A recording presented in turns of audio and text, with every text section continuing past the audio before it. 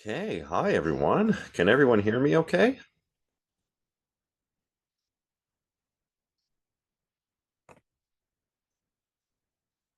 Okay, good. Awesome. Okay, so well today we're talking about ESP and PK. That's extrasensory perception and psychokinesis. And that's of course drawn from one of the chapters from Susan Blackmore's book, which I hope everybody found a little bit easier to read. It's an easy read, Blackmore's book. Um, it's not like trying to slog through, Freud or something like that. So, um, hopefully everybody found that a little bit easier. Quick announcement. Oh my goodness, excuse me. Quick announcement. Everybody's very chipper in the chat. That's lovely to see. I love it. So the announcement is that I've said this on Discord and stuff, but I wanted to provide details. I'm definitely going to be pushing the assignment back, probably till next week. I was thinking maybe middle of next week. The reading response assignment, that is, which is because we just got our teaching assistant assigned to us. So I'll provide more information later today about the assignment and the TA. Essentially, the story goes like this. So we have Jenna Fenwick as our TA, and she was my TA last time I taught this class. So, not her first rodeo. Did really well last time. Probably will do really well this time too as a TA. But I just couldn't be like, "Hi, welcome, Jenna. Here's all of the reading responses immediately." Right? I just think that would have been a little overwhelming, and I think I also want to give you guys more of a chance or more of an opportunity to read and absorb more information so that you have a greater selection of stuff you can choose from, right? Kind of like I think I was saying this in one of our other courses. Some of you wanted to write about this week's topics. You can always go ahead and write about topics we haven't covered yet, but this way we'll have covered ESP and PK as well as mediumship and ghost hunting in addition to the paranormal and the uncanny. So you'll have a lot of ideas to choose from when it comes to writing your critical response. So I will post an announcement on Discord and Brightspace with all of the final details. But that's the deal so far. And I think it'll just be better for everybody that way. So,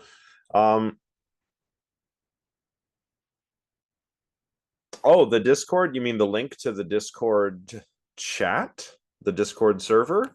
This is in the course outline and on Brightspace. Yeah. Yeah, if you go to I think there's a section in the course outline that covers the oh, no problem. Oh, thanks, Ben. Yeah, so Ben posted it, but for anyone else who's not certain, there's a link to join the server.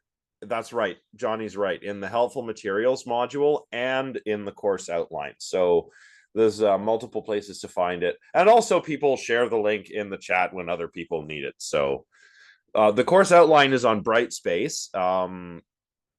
So you need to go to the I think it's the course overview or course details. Yeah. And it's just posted there and you can just kind of scroll through it or you can download it yourself. So yeah, that's where it is. Okay, so let's do the old screen share and then we're going to get started with um ESP and PK.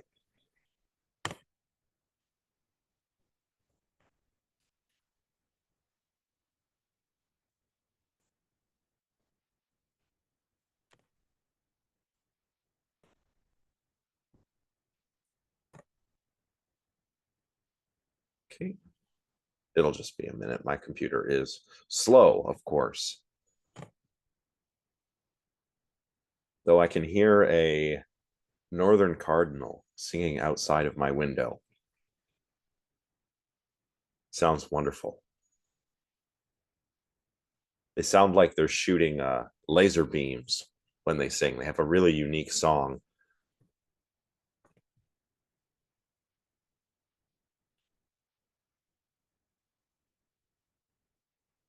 Okay, here we go.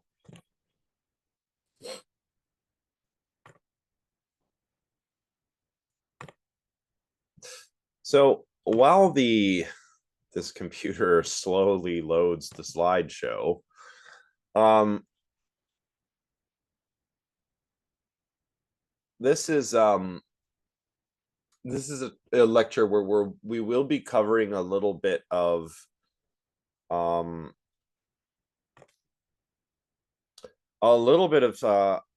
well, some of the ideas that we've already sort of touched upon we'll be returning to, but we'll also be covering some new things. There we go. So if there are a little bit of points of repetition, that's okay. I'm going to try not to get stuck on anything though. Okay. So I think when we were talking about the paranormal and the uncanny, we got a sense of what motivated the study of, for example, the efforts of the Society for Psychical Research back in the 19th and early 20th century. What motivated them? Well, claims that certain individuals possessed special abilities which might represent the possible future direction for human evolution, right, is certainly one motivator for them, but certainly not the only one. As we'll see next time, some of these people had a sort of personal stake in the paranormal or the supernatural being real. William Crookes, who was a chemist, a very good chemist, by the way, lost his younger brother tragically, and from then on was kind of an ardent spiritualist. So you've got honest intellectual inquiry on the one hand, and I mean, by honest, I mean, here's the thing. By honest, honest is probably the wrong word. I mean in good faith, in earnest, right? You've got people who are generally interested in the possibility of whether there is some set of abilities that some certain set of people possess that may represent something important for science. But then you've got others who, and often maybe they're the same people, but there are people who perhaps have lost a loved one or a family member, and it would just be really nice if ghosts were real, or if the soul survived death. Do you know what I mean?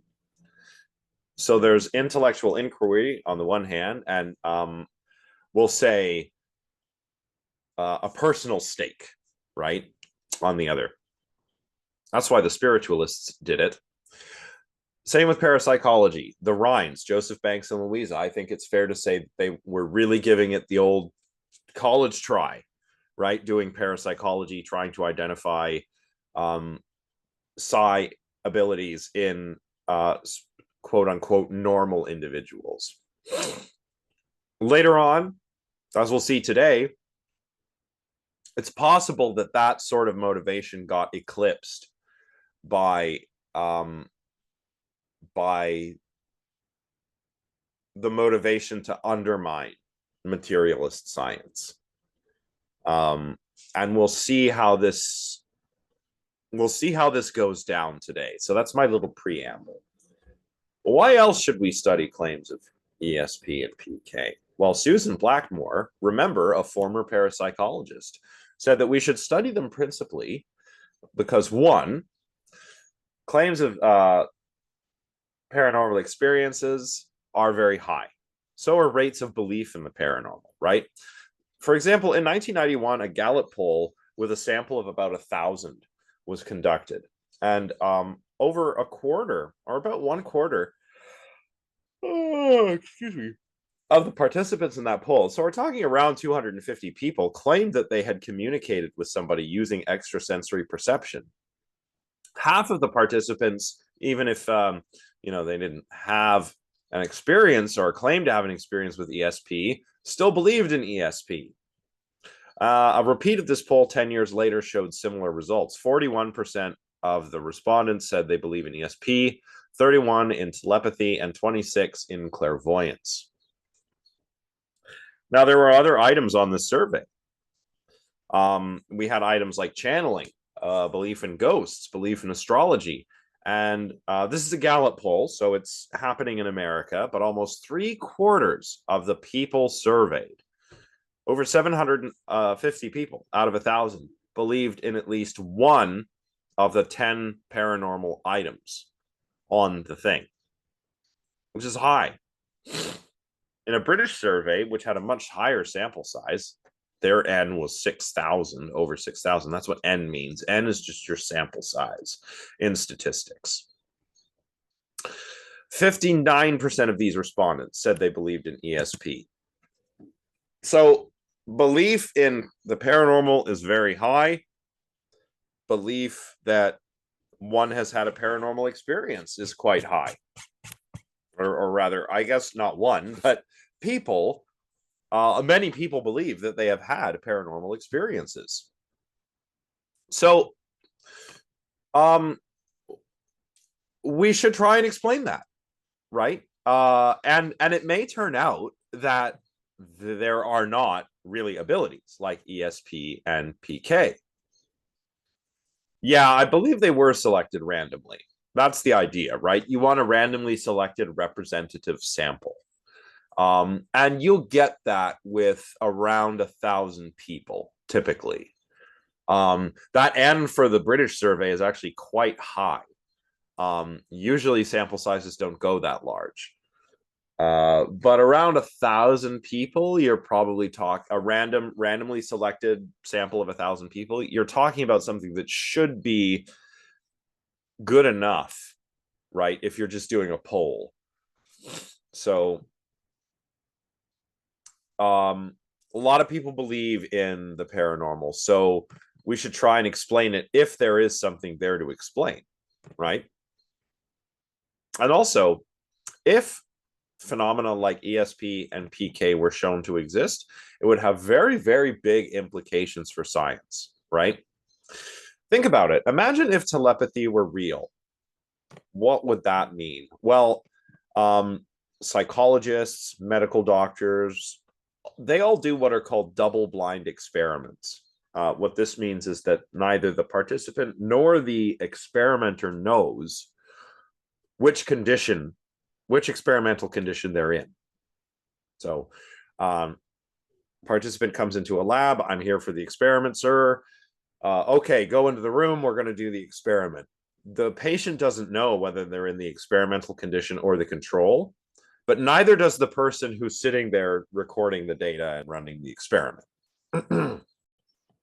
So those are very important because they help eliminate noise and confounds and stuff, especially experimenter bias. But if telepathy were real, maybe we couldn't keep people naive about this. People would maybe go into the lab and go, I'm in the control, or I'm in the experimental condition. I just know it popped into my head because of my telepathy, right? So that wouldn't be good for science.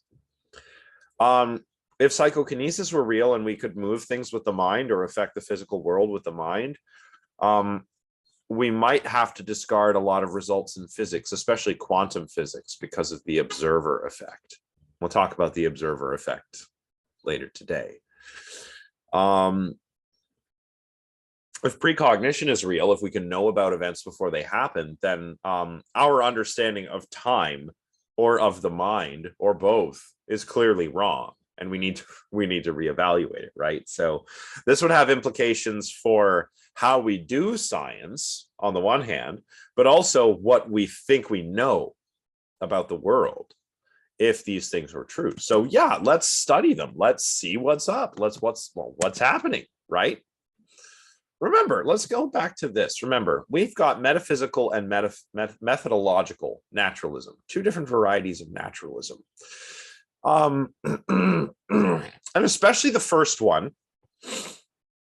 but sometimes the second one, implies something that we philosophers used to call materialism, but more commonly we called physicalism now. Both of these are a kind of substance monism, which is a metaphysical theory that says there's one kind of fundamental substance that exists out of which everything is made. For the materialist, it's matter. But there's more than just matter in physics nowadays, right? I mean,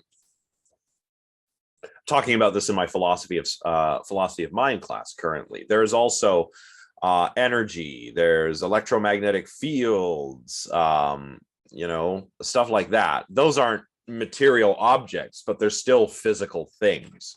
So we tend to call it physicalism now. But this is one sort of takeaway. If you're a metaphysical naturalist, you're probably a physicalist. And if you're a methodological naturalism, you think that the things science is good for is studying the natural world, the physical world. There are no gods, no spirits, no supernatural powers. The mind probably depends upon the brain in some way or another. This is what would undermine. This would undermine, if ESP and PK were real, it would seem to undermine physicalism. We can see why if we contrast substance monism, like physicalism, for example, with substance dualism. Now, I should say, there are more kinds of monism than just substance monism or just physicalism. There's also idealism. So physicalism says that the fundamental kind of thing that exists is physical substance, which means matter and the properties that adhere to matter or to physical things in the universe. So atoms, fields, right? These are what are real to a physicalist. For an idealist, which is a different kind of substance monist, what is really real, what is fundamentally real, are ideas. And ideas here means mental stuff. Kind of like we're all, well, it's like Bishop Berkeley said, is a famous idealist. In fact, this is Berkeley and idealism, what I'm telling you about now. Everything is mind. This coffee cup right here, there's no coffee cup out there in a physical world. No, this is just an idea. Just an idea.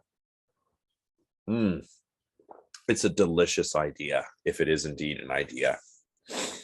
But, okay, so how does everything work then?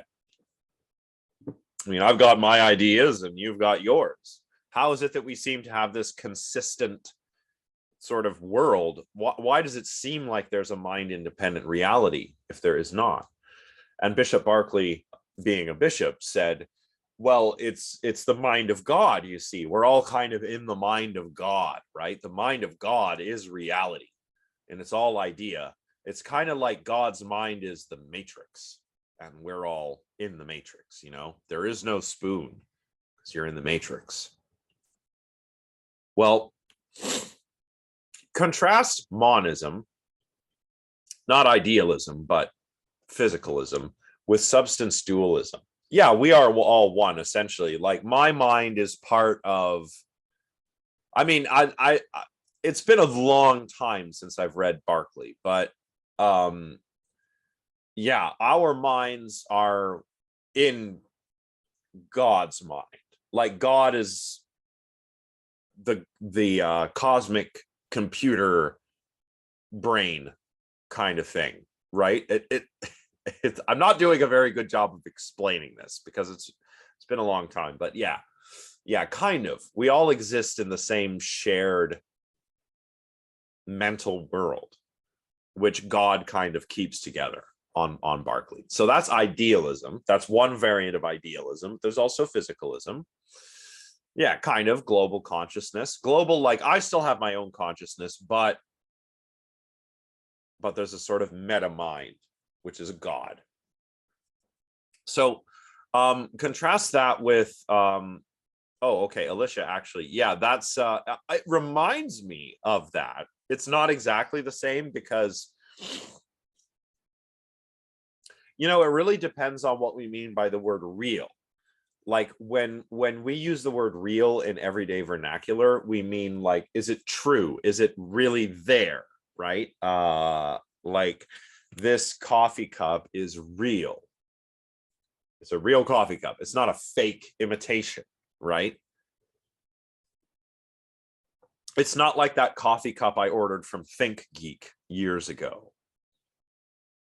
Everyone remember Think Geek? It's a website and you could buy like nerdy stuff. Yeah, I loved it too until this happened.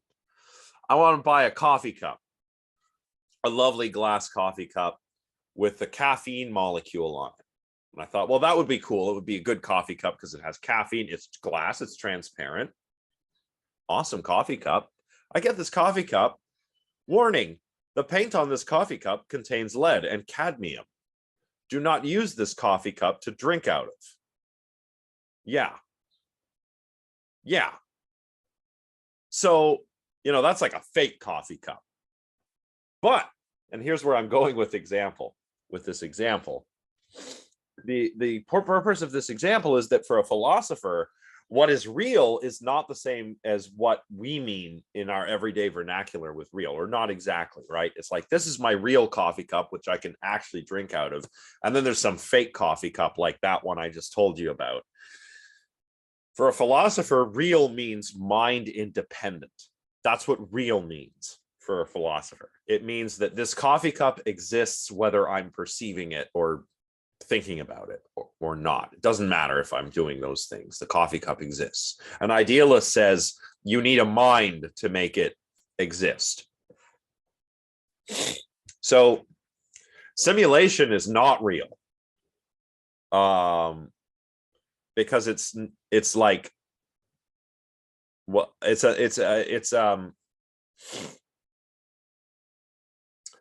is a well, I guess it's mind independent, but it's not this physical world that we primarily operate in. So we consider simulations as that, a simulation.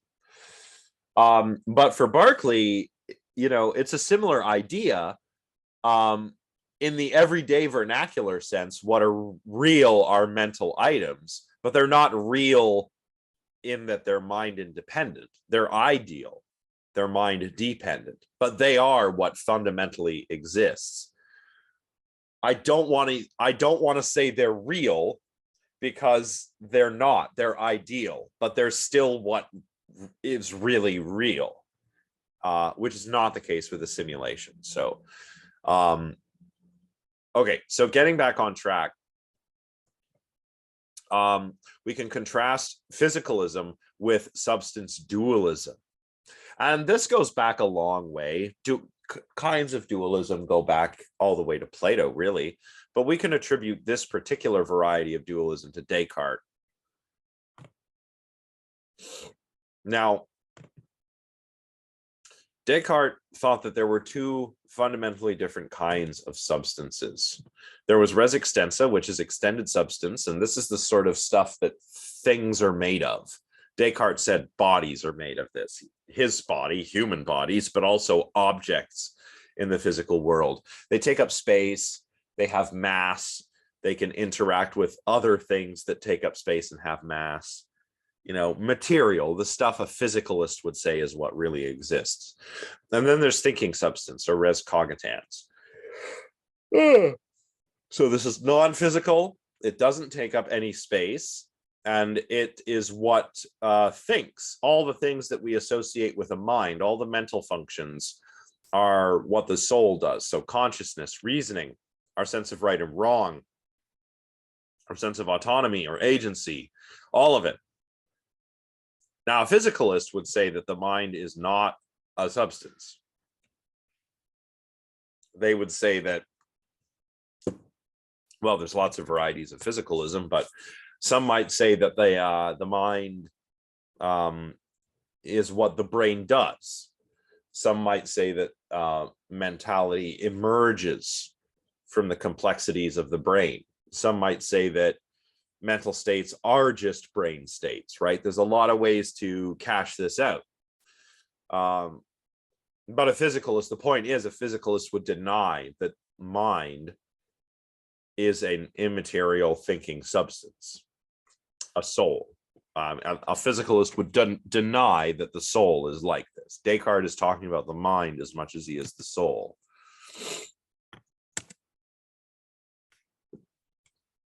Yeah, res extensa associated with our bodies, res cogitans, mind, the soul. You know, for most of our history, we've considered the mind and the soul the same thing. Well, that's a good question.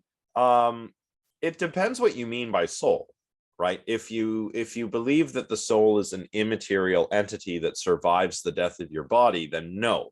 Most physicalists would say no, that does not exist. But a physicalist, or perhaps more accurately, a functionalist, would say that, well, if a soul is just a mind, then as long as I have a working brain and I have a mind, I have a soul. Yeah, no, a physicalist would say that, you know, that's you, that maybe is part of your identity, and you could even call it a soul if you wanted to, but it's not a soul in the sense that a dualist is talking about, which is, I think, what most people think of when they think of a soul. They think of something like a ghost, right? That lives, that inhabits your body and is you, right?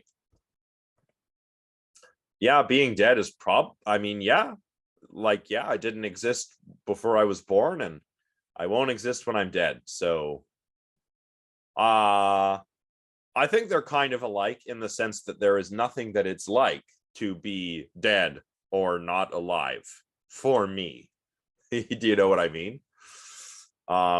Yeah, like they would, yeah, so Taylor, that's right. A materialist or a physicalist would deny that you have a spirit that can, like, leave the body and go to the afterlife or haunt a relative, right?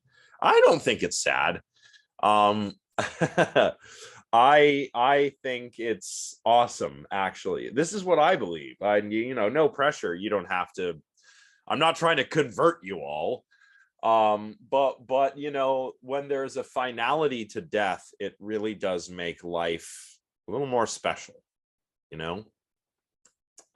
You only live once, as they say. Yeah, Conrad, I agree.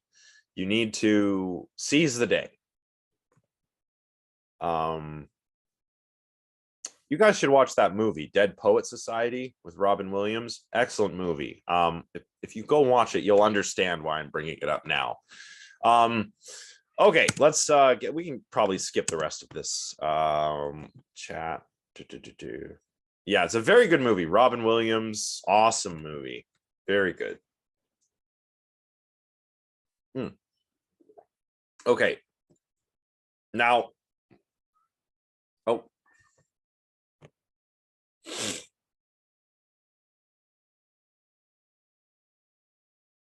Yeah, the ending is rough. But I don't want to spoil anything. Look, I'll just say it's the journey, okay? It's the journey that matters when it comes to the Dead Poet Society. Okay, so if there was evidence for the paranormal, it might be useful in case you are looking to disprove or undermine materialist or physicalist theories of the mental. And this is kind of, I think, what the early psychical researchers were about. Like William Crookes, remember, lost his brother, and that's when he got into mediumship and spirit photography. And this guy was not stupid, right? William Crookes developed very important contributions to what we call spectroscopy. I'm getting an Amber Alert. Last seen in Thunder Bay. Well, that's not here. But I hope they find the person. Now, I guess we all got it. So,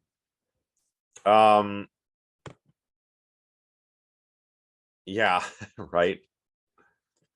I mean, I understand making them province wide, but at the same time, like Ontario is a big freaking province. Like it's a big place. Like, okay, so look, like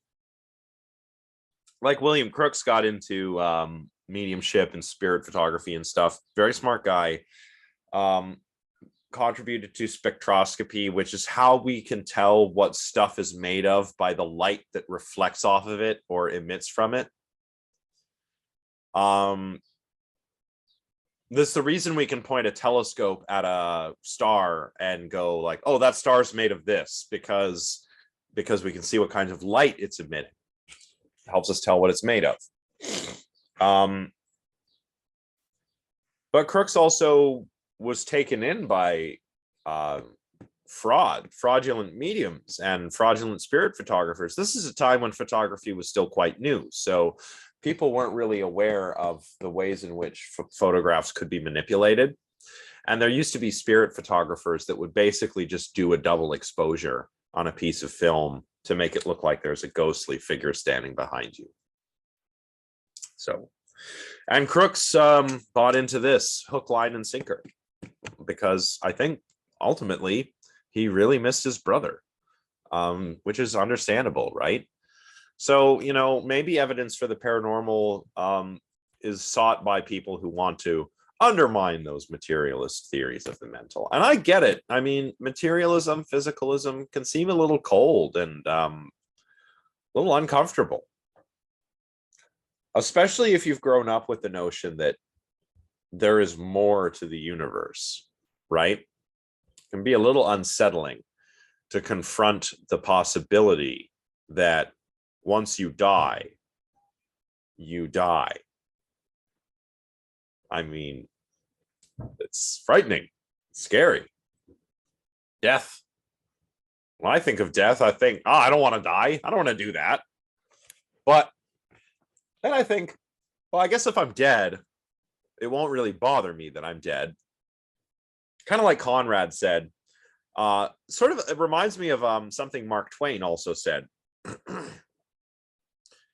Didn't exist for eons before I was born, and that didn't bother me. So I think I'll be okay after I'm dead too. Now I'm paraphrasing, but he didn't use those exact words. But yeah, that's the idea. I guess death is frightening. But when I think about the fact that I, the me that I am, will not exist, well, that bothers the me now, but it won't bother the me that doesn't exist after death, because I won't exist. Do you see what I mean? And then once you think about that, you start thinking, wait a minute, I've only got so much time on this little planet. I better make the most of it. And then you go and do a PhD or something. I don't know.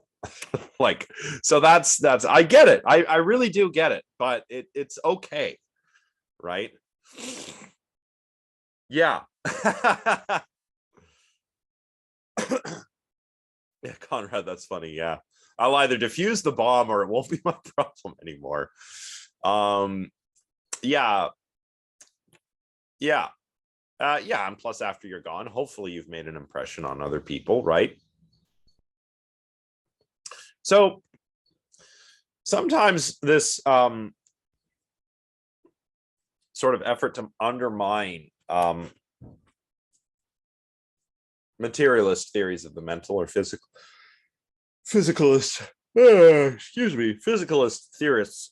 theories overall, you'll hear the language, you'll hear terms like power of consciousness. The law of attraction was mentioned in one of our previous lectures. That's a similar idea. Mind over matter is another turn of phrase you hear a lot. These all hint that the mental is separate from the physical and can affect the physical. Psychologists, incidentally, call this magical thinking. and it's the belief that thoughts can affect the world. Remember Freud and his patient, who coined the term the omnipotence of thought? This is essentially what he's talking about here, what psychologists today would call magical thinking. So if you watch The Secret or What the Bleep Do We Know, you'll see claims that essentially all are in that orbit, magical thinking. Yeah, there's the book, and then there's the film. At least last time I checked, there was a book and a film. But the same thing, basically. It's all the law of attraction. It's just put a belief out there, and then you can manifest it, or the universe will give it to you. It will make it real, right? Go ahead, Sydney. I find it interesting how much of an industry the practice of manifestation has become. Because literally just think positive thoughts and that should be free. But suddenly I like the book The Secret has grossed something like $300 million. And like there's podcasts and like other books on it. And it's just crazy how much of an industry it's turned into. Yeah. I mean, it's crazy. I mean, if the claims, well, I think the claims of The Secret and What the Bleep Do We Know are simply too good to be true, is what I think.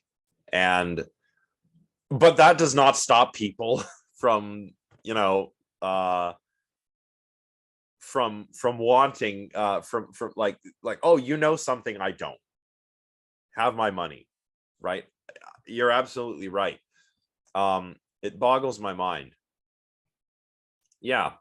How to turn, yeah, exactly, right?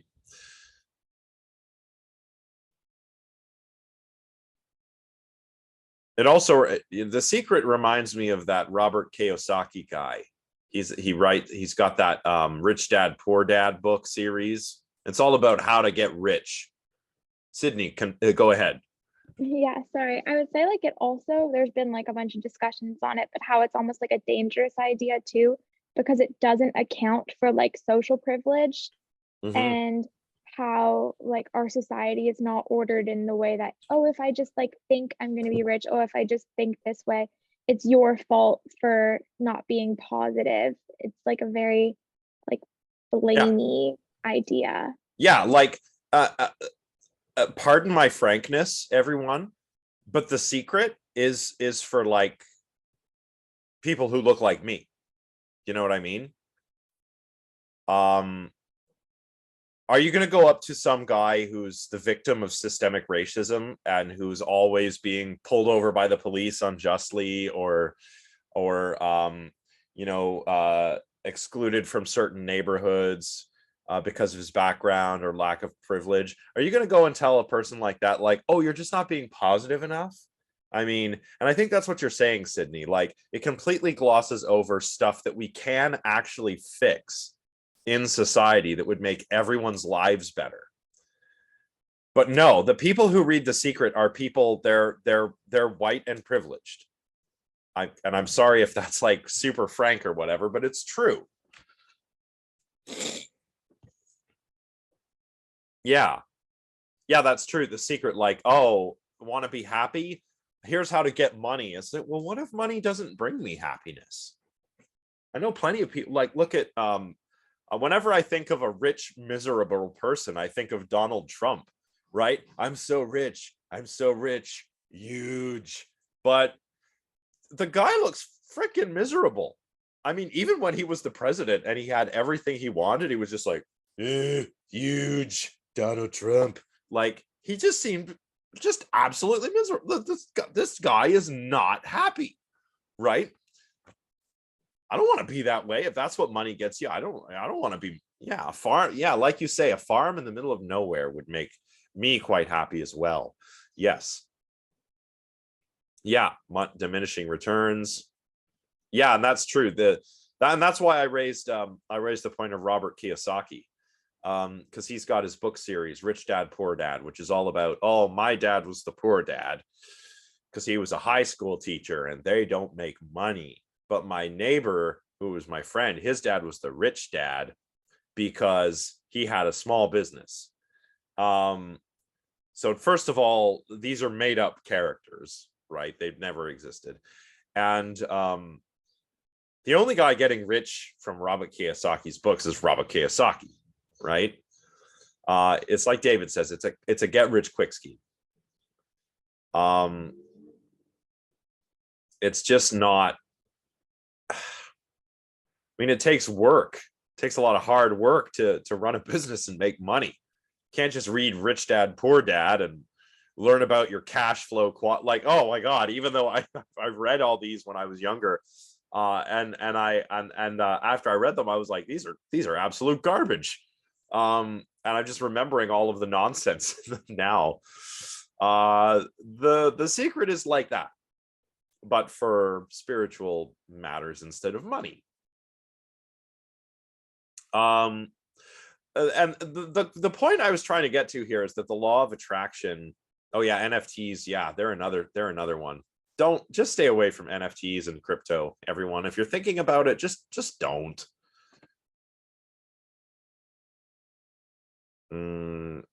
Called Hope for the Flowers that discusses that. Oh, the richness and misery. Oh, that's good. Good. Tabitha, thank you. It's a good recommendation.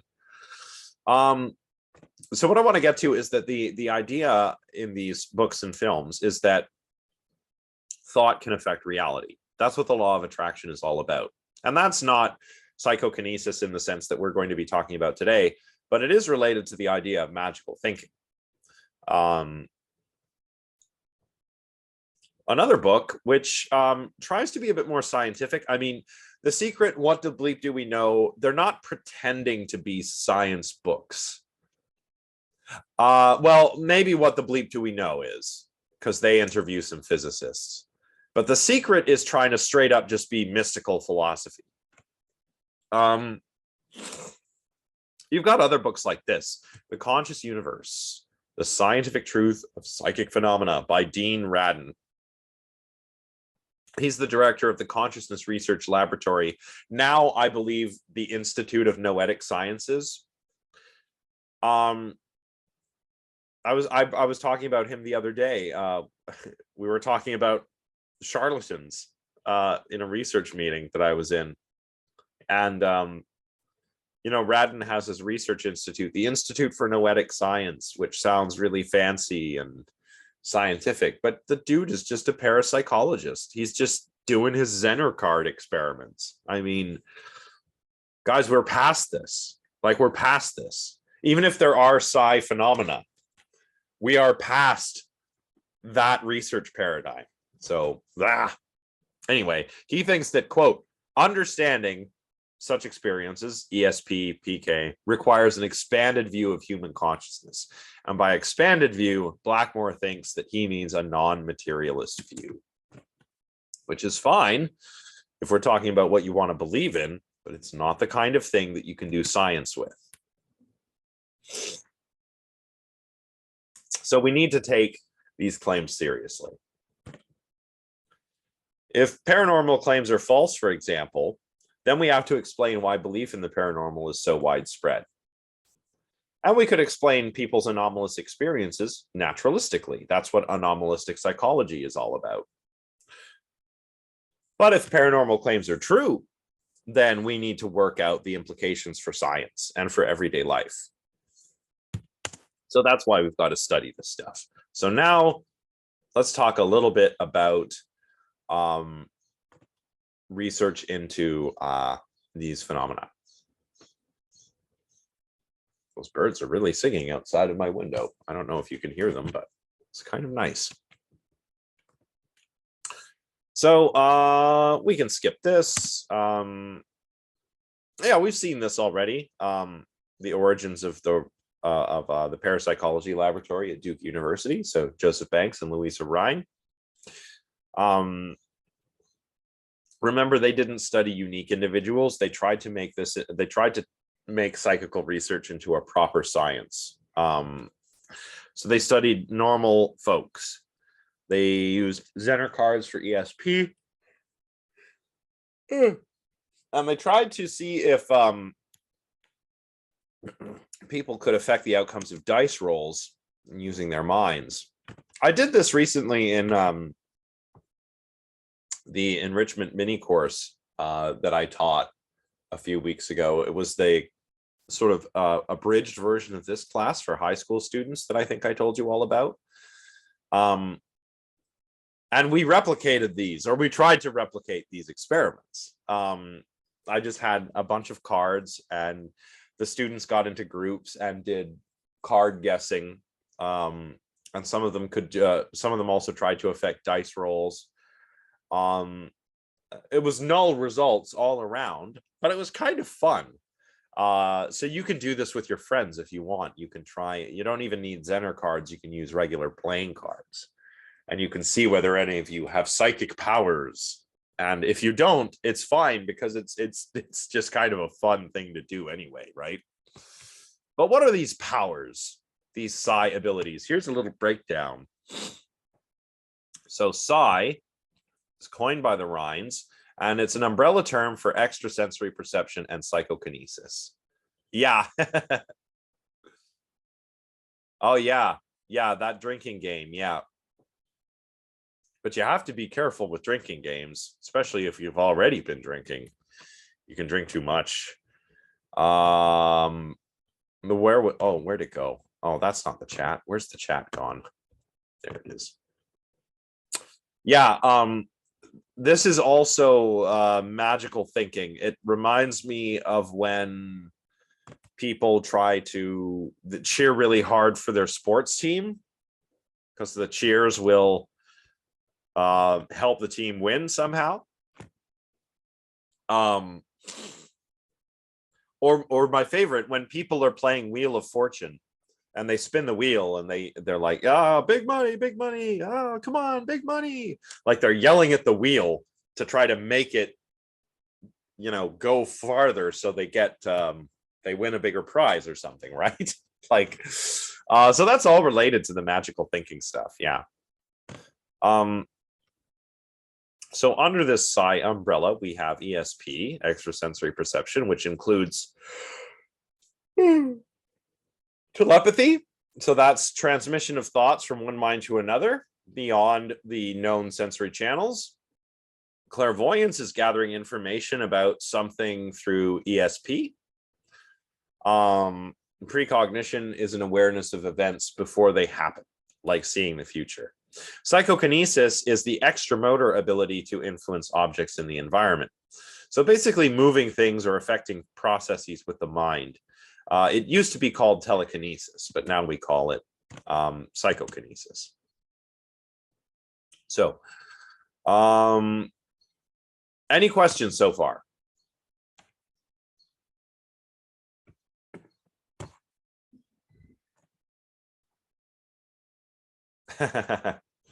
Yeah. Okay. I'm going to get some more coffee, and then let's talk about some examples of parapsychological research. I think it was just an update in the terminology. I mean, psychokinesis emphasizes that it's about the mind, whereas telekinesis just emphasizes that it's remote, like going from one to the other. Psychokinesis was probably thought to be a bit more accurate. That's my thinking. I'll be right back. I just have to re-up on my coffee.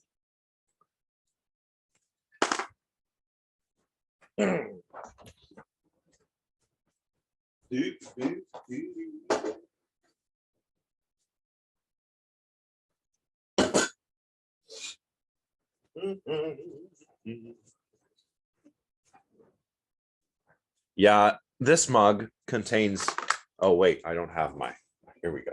This mug contains no heavy metals, I hope.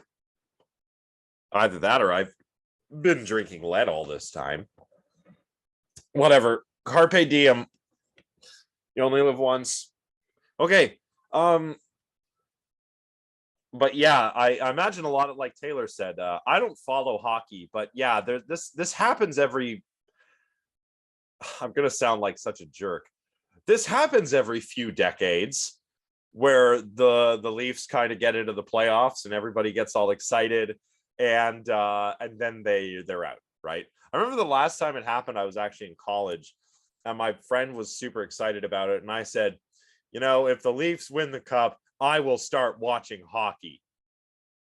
And to this day, I still don't watch hockey. No, the Leafs are fine. They're like one of the biggest sports franchises ever, right? Like ever.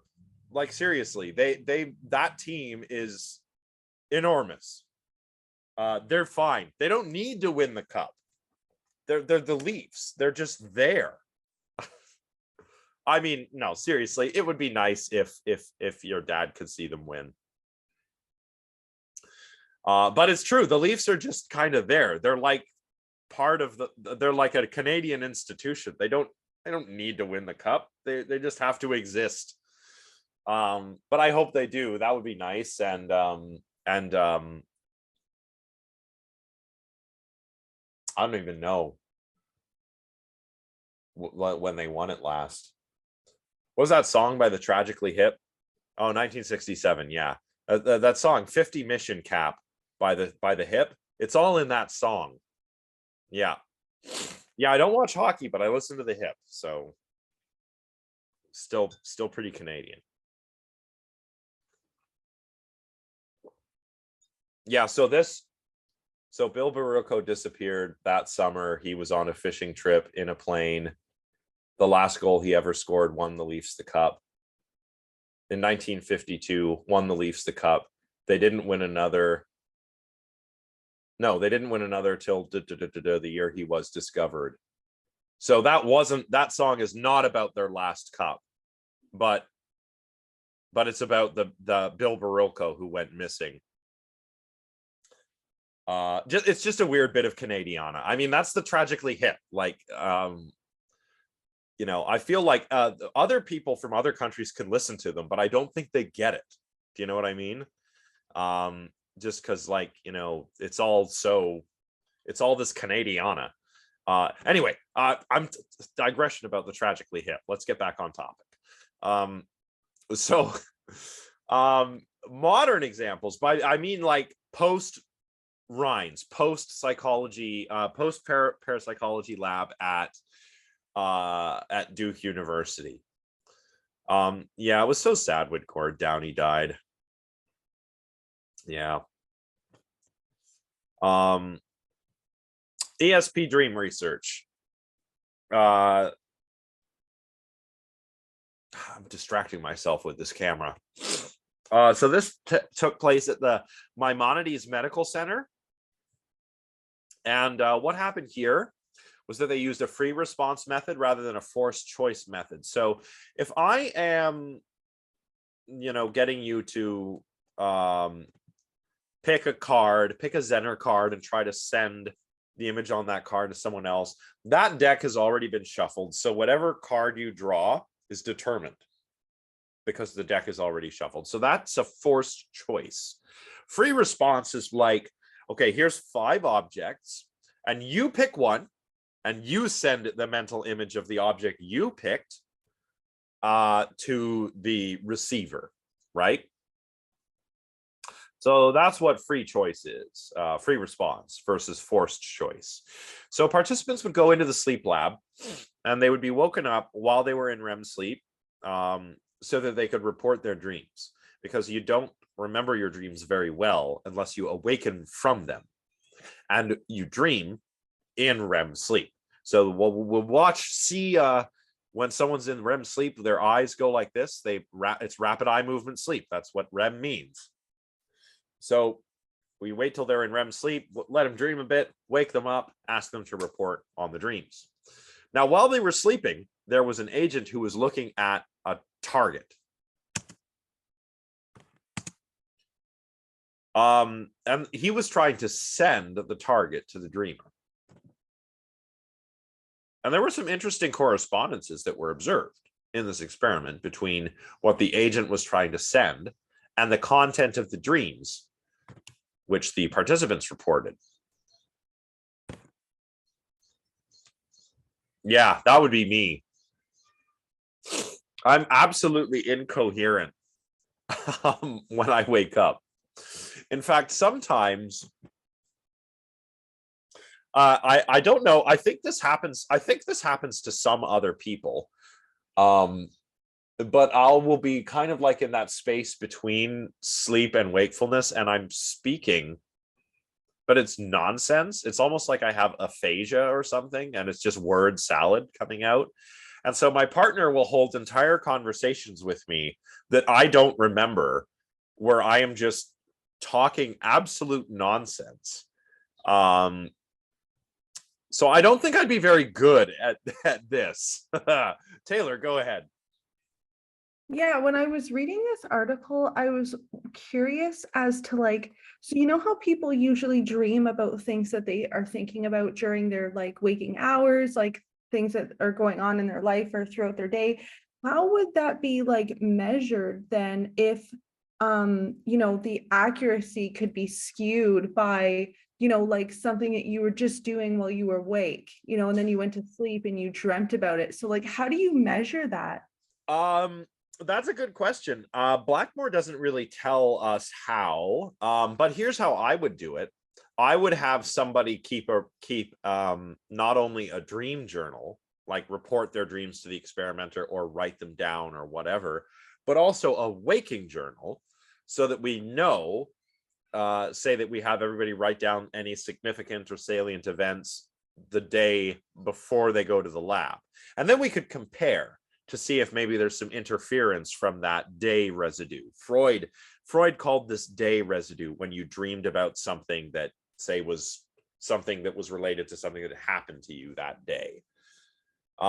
Taylor, go ahead. I feel like it would be useful to do that, but then you'd also have like the participant being really close. So would it be beneficial to also have someone else recording like their observation of that person, right? So like while that person is awake, like they're also recording like what they've done throughout the day, and like they're like almost like a Well, therapy. yeah, in a perfect world, but most labs don't have the manpower to do that. You know what I mean? Like, it would be ideal if we could have an objective observer, like, who follows me around and records everything, but it's just not practical, right? But if we had like infinite resources, then yeah, I think that's what we would have to do, right? Okay, gotcha. Yeah. Tabitha says most people dream about stuff happening in their lives. Yeah, I mean, it's different for everybody. But yeah, some people will dream about things that have happened to them. And then some people have really wacky dreams that have nothing to do with anything that happened to them. It really depends. I'll try to explain more when we have our lecture on dreams and dreaming, which is later on. Yeah. Yeah, that's called day residue.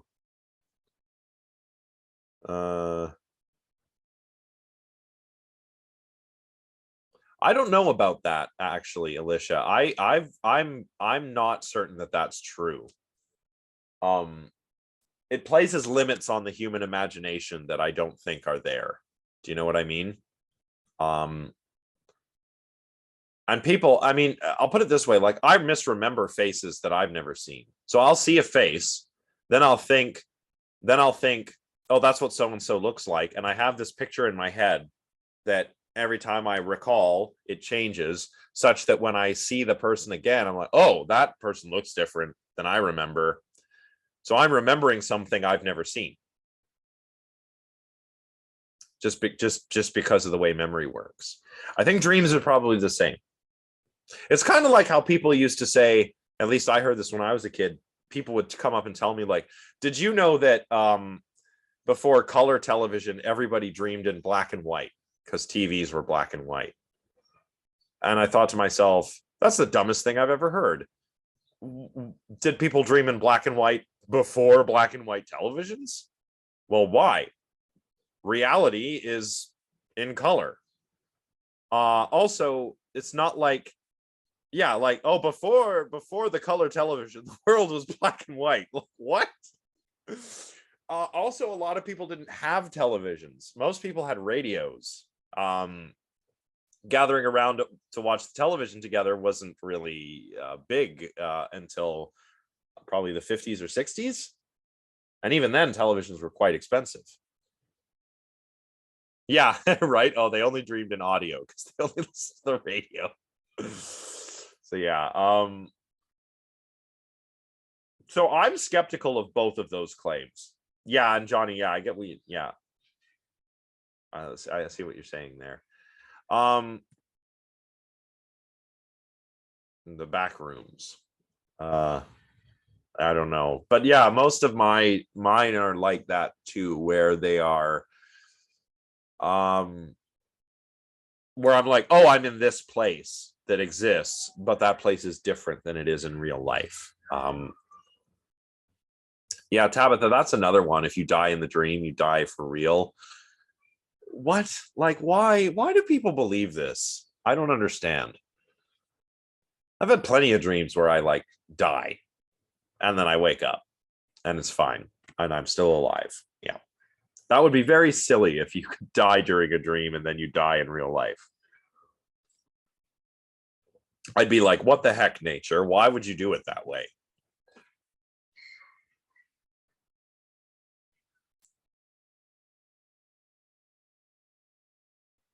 Well, falling in your dream is just you're falling in your dream. Yeah. I mean, I think I'm starting to get questions about dream symbolism here. I don't think that dreams symbolize. So anyway, we better save a lot of this. I mean, these are great questions, but keep them in mind, write them down, and we'll come back to them when we do our dream lecture. Yeah, there is that falling dream where you're falling asleep and you have a sensation of falling, and you'll wake yourself up with what's called a myoclonic jerk. That's what happens when you're falling asleep and all of a sudden you go like, "Bah!" That's called a myoclonic jerk. Our dreams subconscious. I mean, not in the way that most people think they are. Again, this is all going to be discussed during our dream lecture. So I will cover this. It's just another time. But yeah, I'll tell you all about dreams. Everything you want to know when the time comes. Okay. So in this dream experiment, there were some interesting correspondence. We had a small set of targets, so 4 to 6 targets. And that way the experimenters could work out the chance that a match occurred by chance. So a match between dream content and what the target that the agent was trying to send. By the way, sometimes a participant makes this comparison between dream content and the target, and sometimes an independent judge does it. Early dream studies had results above chance, so people got really excited about it. But just like with Joseph Banks and Louisa Rhine's research, these studies were difficult to replicate. So dream studies started to fall out of favor. But we switched the methodology around to try and adapt it for something called, to study something called remote viewing, which is kind of like clairvoyance, except that you're using another person. So what happens is a target person goes to a remote location and he's just looking around, hanging out. The subject sits and relaxes and reports the impressions, like mental images and so forth, that she experiences. Then the subject or an independent judge will try and match up these impressions with a list of possible target locations. The idea is I am trying to find out where the target is by sort of, I guess, psychically listening in, right? So you could be in let's say you could be in one of 5 places. You could be on the Carleton campus, you could be on the U of O campus, you could be at Parliament Hill, you could be at Lansdowne, or you could be in the middle of the Ottawa River. I don't know. I'm supposed to just close my eyes as the viewer, and listen to my thoughts and impressions and imaginings and see if I can work out based on that where you are. So, oh, you're in the middle of the Ottawa River. That's remote viewing. And remote viewing was actually used in the Cold War, or tried to be used in the Cold War for espionage purposes. Now, I'll tell you about that in a second. So the research method I've just discussed with remote viewing was actually developed and popularized by Russell Targ and Harold Puthoff. They were working at the Stanford Research Institute, which is now SRI International and no longer affiliated with Stanford University. I wonder why. All these universities, Duke University, Stanford, they're all like, we're pretty prestigious. We probably shouldn't have parapsychology labs anymore. Might make us look silly. So that's why, the Rhine Research Center is now the Rhine Research Center and not the parapsychology lab at Duke University. That's why SRI International is SRI International. It's not that this was the only thing going on at SRI. And it was the 70s. The late 70s and 80s were a weird time for science. It was kind of like the heyday of a lot of this parapsychology stuff. This is when you would have serious scientists claiming that the ancient Egyptians built the pyramids using telekinetic powers, like moving the big stones with their minds, because we couldn't work out how they moved them physically. Never mind, we'd have no idea how they would move them with their minds. Like parsimony. Remember the principle of parsimony. So, yeah, aliens, right? But then how did the aliens do it? So Targ and Puthoff had significant results. David Marks, Richard Common thought that there are problems with their methodology. And I know when you hear physicist, when you hear someone is a physicist, you probably think, oh, they must be pretty smart. And yeah, you do have to be pretty smart to be a physicist. But physicists are not necessarily experts on the things that psychologists are experts on, which are just as much at play in these kinds of experiments. So, all right, Stargate. Not Stargate starring Kurt Russell. Stargate, the American Institute for Research's effort or report on the Project Stargate, which was a 24-year-long, $22 million government-funded project, the American government, which was directed at using remote viewing for gathering intelligence during the Cold War. It was for espionage. So, a little dad joke down here, ESP, espionage, right? It's not actually where the word espionage comes from, but it's a little trick you can use to remember it. So they reported on Stargate. Some found the results convincing, like Jessica Utz. She thought that Stargate was actually a source of one of the best sources of information for or evidence for psi phenomena. Ray Hyman, whose paper you may have read earlier if you've done the readings, questioned the methods and the statistical significance of the results that were obtained. Marx similarly concluded that Stargate was just a series of closed-off, flawed, non-validated, and non-replicated studies, and he concluded that remote viewing is nothing more than a self-fulfilling subjective delusion. Now, you might believe or continue to believe in remote viewing or psychic abilities if you want, but the American government concluded that we could not use ESP for espionage. And actually, no other government has successfully employed it either that we know of. Can you imagine that? Taxpayer money was spent on this. It's pretty far out. Then again, it was the Cold War. we were teetering on the precipice of mutually assured destruction for decades. So try everything, I guess.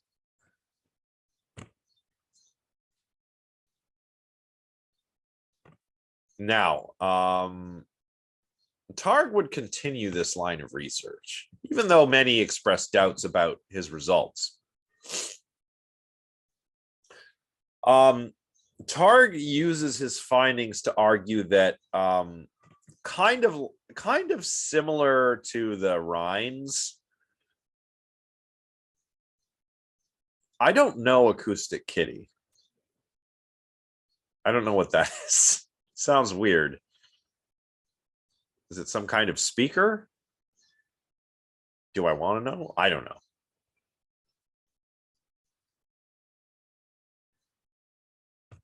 I'm going to break my mind thinking about acoustic kitty. I don't know what that is. Okay, sorry. Targ argues that most people possess untapped psychic powers, rather like the Rhines thought.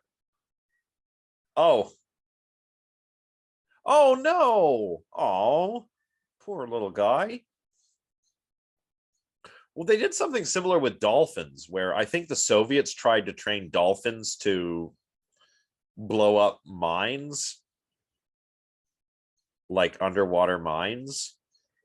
But I think the dolphins got wise to what was going on, because I mean, dolphins aren't stupid. So they were like, "What? I'm not blowing myself up." So that didn't work. Clever dolphins, thank goodness. Most people have untapped psychic powers, is what Targ says. I think there's a similarity between Targ's views and both the early parapsychologists as well as the psychical researchers. Let's try and cash this out. Yeah. Like a shark, but sharks are important apex predators. So yeah, how about we just don't kill animals for dumb reasons? That would be good. You know, I don't think we should kill animals unless we need to eat them. And even then, we should treat them well while they're alive and try to kill them nicely. Some of you might be vegetarians or vegans. That's cool. I am not, but I try not to eat anything that will recognize itself in a mirror. So that's kind of like my line. Sometimes I cheat, but yeah, maybe we could do an invasive monkeys. Oh, definitely would not eat a monkey. Definitely. Oh no, why would we eat? Oh, why would I eat a dog or a cat? Tula. Oh, should I eat you? Should I eat you? Oh, I'm sorry, you were sleeping. I just woke my dog up. This is who keeps me company while I lecture. Yeah, I don't eat very much pork. That's actually the tough one, because well, mosquitoes, I mean, suck. But I guess we need them. No, not against hunting. My mom is actually an avid hunter. Hunting is arguably more ethical than farming if it's done correctly. Like you got like what's more ethical, a factory farm or an ethical hunter who maintains population levels and only shoots what he needs to survive? Hunting can be more ethical than farming. I'm not into hunting. It's not because I don't want to kill an animal. It's because it kind of sucks. You go out in the forest and you sit there and hopefully an animal comes and hopefully you don't miss. That's not a fun time for me. Like, I grew up with this and I was so happy to leave it behind, right? So I'm not, no, I'd rather go fishing because at least then there's water and it's nice and calm. Maybe, I don't know. I don't think anyone uses just melee weapons anymore. But anyway, okay, here's what I wanted to ask you. I think there's a similarity between Targ's view that most people have untapped psychic powers and the view of not only early psychical researchers, but the parapsychologists. Can we cash this out now with some discussion? Let's try and do that.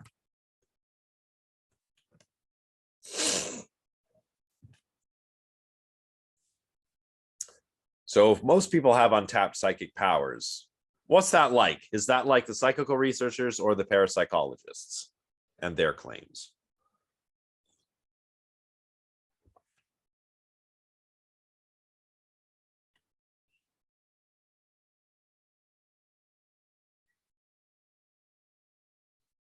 Well, yeah, remember the psychical researchers of the 19th century that we talked about before. So in what way is Targ's view similar to theirs? Can we explain?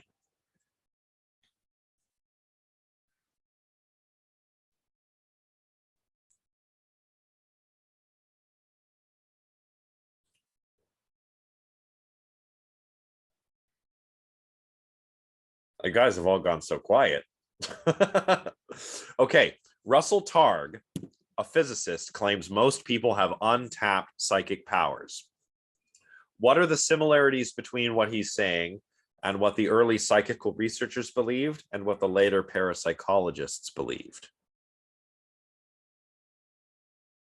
Yeah, people can have powers, but what's the similarity? Targ is kind of in the middle of these two, and I'm trying to get you guys to pick out exactly where he is.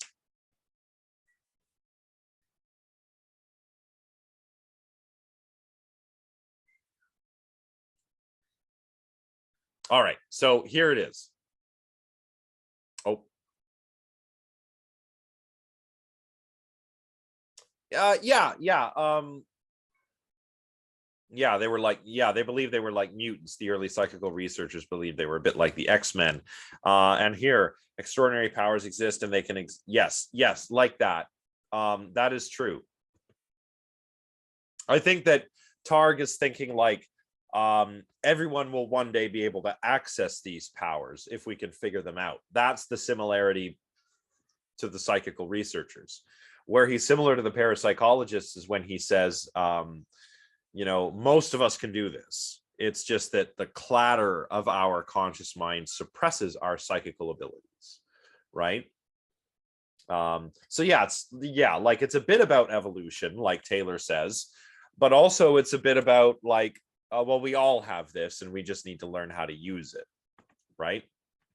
Targs thinks that if we could quiet our conscious minds, maybe we use meditation or mindfulness exercises, then we could, quote, see into the far reaches of time and space through remote viewing. I mean, sounds cool. I mean, this is why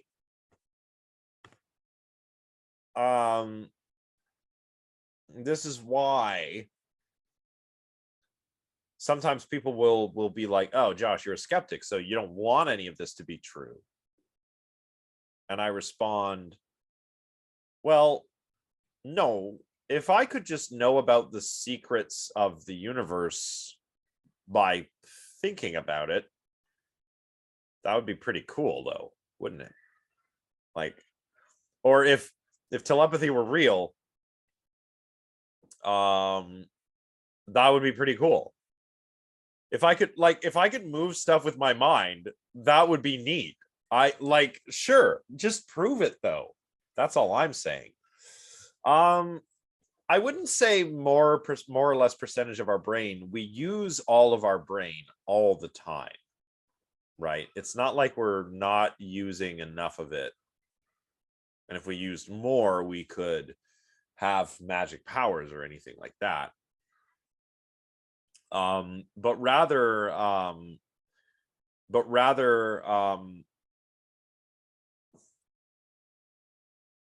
the closest analogy I can draw is to somebody who's like an expert. When an expert does something, doesn't matter what it is. It could be memorizing a large number or whatever. It doesn't matter. When an expert does something and draws on their expertise, they're using long-term memory, which is rapid, automatic, unconscious. They don't need to think about what they're doing, essentially. I think what Targ is saying is that psi abilities are like that. An expert quiets the conscious mind and the expertise sort of takes over, right?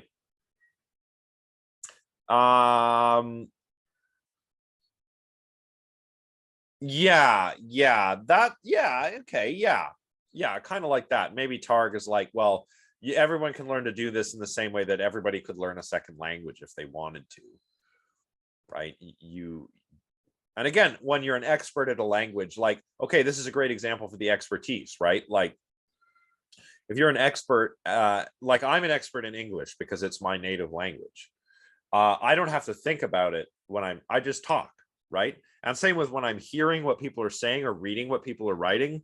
I don't have to try and understand it. It just happens, right? That's expertise. Yeah, like typing.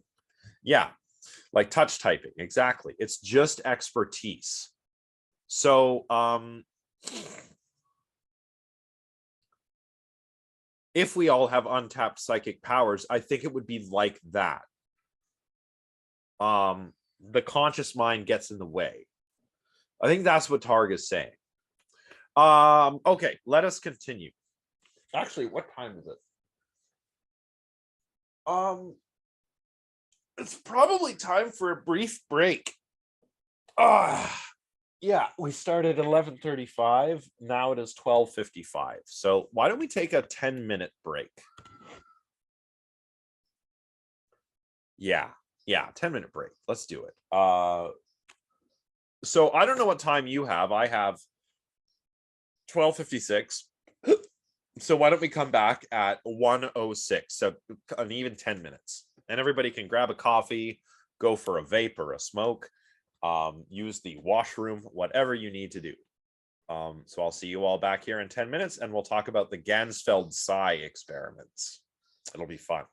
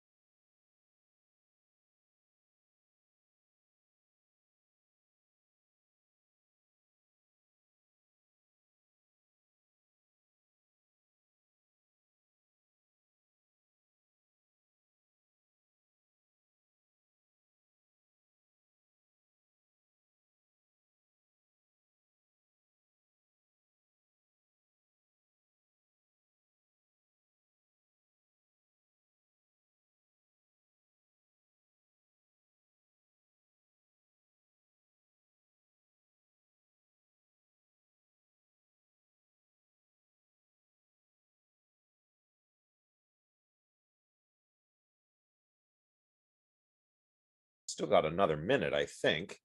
So we'll get started slowly for everyone who's filtering back in.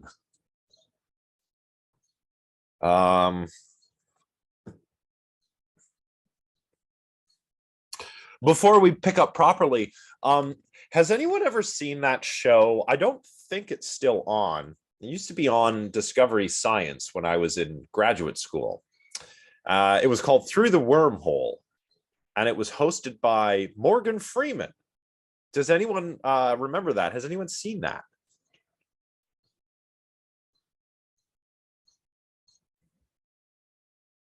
Okay. It might be, I mean, I'm getting old. So I say grad school. It feels like not that long ago for me. But when would that have been? 2011, 12, 13, I'm talking about. So that's like probably half of your life ago. So if you don't remember it, it's no big deal. It was an interesting show where they would delve into some kind of weird science. You know, every episode there was some weird science, and sometimes it was legit. You know, it was cool, actual weird cutting edge stuff that some real scientists were working on. And the other half of the time, it was pseudoscience, including Gansfeld experiments, like this one. I mean, like, it sucks because Morgan Freeman is like perfect at explaining stuff. You know, he's got that narrator kind of voice, and he can just be like, you know, I'm Morgan Freeman. Here's how this works, and he can just tell you, and it's fantastic. And I was just always really disappointed that he was like explaining the pseudoscience-y stuff as if it was real science. But he's Morgan Freeman. He's not a scientist. He doesn't know the difference. He's just there being Morgan Freeman. But the people who made the show knew. And I thought it was a little disingenuous to have that on Discovery Science. It's just like how the History Channel has all kinds of nonsense, or maybe, I don't know if it still does, but again, around the same time, what's on the History Channel? Monster hunters, ancient aliens, you know, all this stuff was like, what is this? This is not history, right? This is pseudo history. It's pseudoscience. Disappointing. Anyway, if you did see Through the Wormhole, you might have seen a Gansfeld psi experiment. Gansfeld means whole field in German. Yeah. Well, it's because like I really care about what's true. That's why I do what I do. And so this happens to me where I tell people what I do. Right? I'm a philosopher and a scientist. I do primarily philosophy of mind, especially when it comes to artificial minds. That's what I'm really interested in. So computers and computer programs and robots and whatnot. Cognitive science, very much the same thing, except perhaps a bit more on the empirical side. But there really isn't any area of science or philosophy or history or anything else that I'm not interested in. I have a very expansive set of special interests. But, you know, I tell people what I do, and then they're like, yeah, Conrad, good point. And I'll revisit that shortly. When people ask me what I do, and I tell them I'm a philosopher / scientist, they will ask me questions about you know, whether I think the aliens built the pyramids or something. Like, I'm not kidding. This happens. It reminds me of Carl Sagan's book, The Dragons of Eden. It was his last book before he passed away that he published. And it's about science, pseudoscience, the public understanding of science. And man, I got to tell you, you should all read that book. It's uncanny. how he predicts where we've ended up, epistemically speaking. I'll put it in the chat here. It's called no, it's not the Dragons of Eden. It's the Demon Haunted World. It's the Demon Haunted World. And he opens this book with this story how, you know, Sagan was a very successful science popularizer. He was an astronomer, and he was probably, I think, the most effective science communicator there has ever been. No one touches Carl Sagan when it comes to communicating science. He just had this knack for it. It was just like what he was meant to do, you know? So people knew him. He was a public figure. He tells a story how he's traveling, giving talks, and he gets into a cab after getting to the airport, and cab driver's like, "Oh, it's Carl Sagan. Oh, I love your work. So those aliens, they built the pyramids, right?" You know, and Carl Sagan has to explain, well, no, there's no evidence for that, and he's got to be like a party pooper because people don't understand science, and it's incredibly frustrating. It's just science literacy needs to be better. And the whole point, one of the main points, maybe not the whole point, but one of the main points of this book is that we live in a world now, and this is even more true now than it was in the mid-90s when Sagan wrote this. Ben,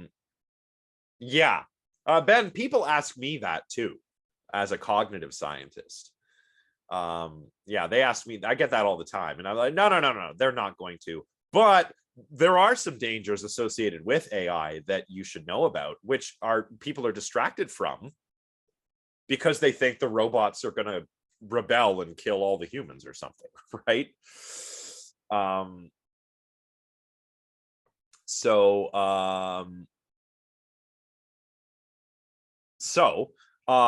get it. We live in this, what I was going to say is we live in, even more now than in the 90s, we live in a world that depends enormously on science and advanced technology, which everyone uses all the time, and almost nobody knows how any of it works. And I'm not just talking about how a cell phone works, I mean how science works. And that is a problem. That is a massive problem. And that's one of the reasons why I do this course.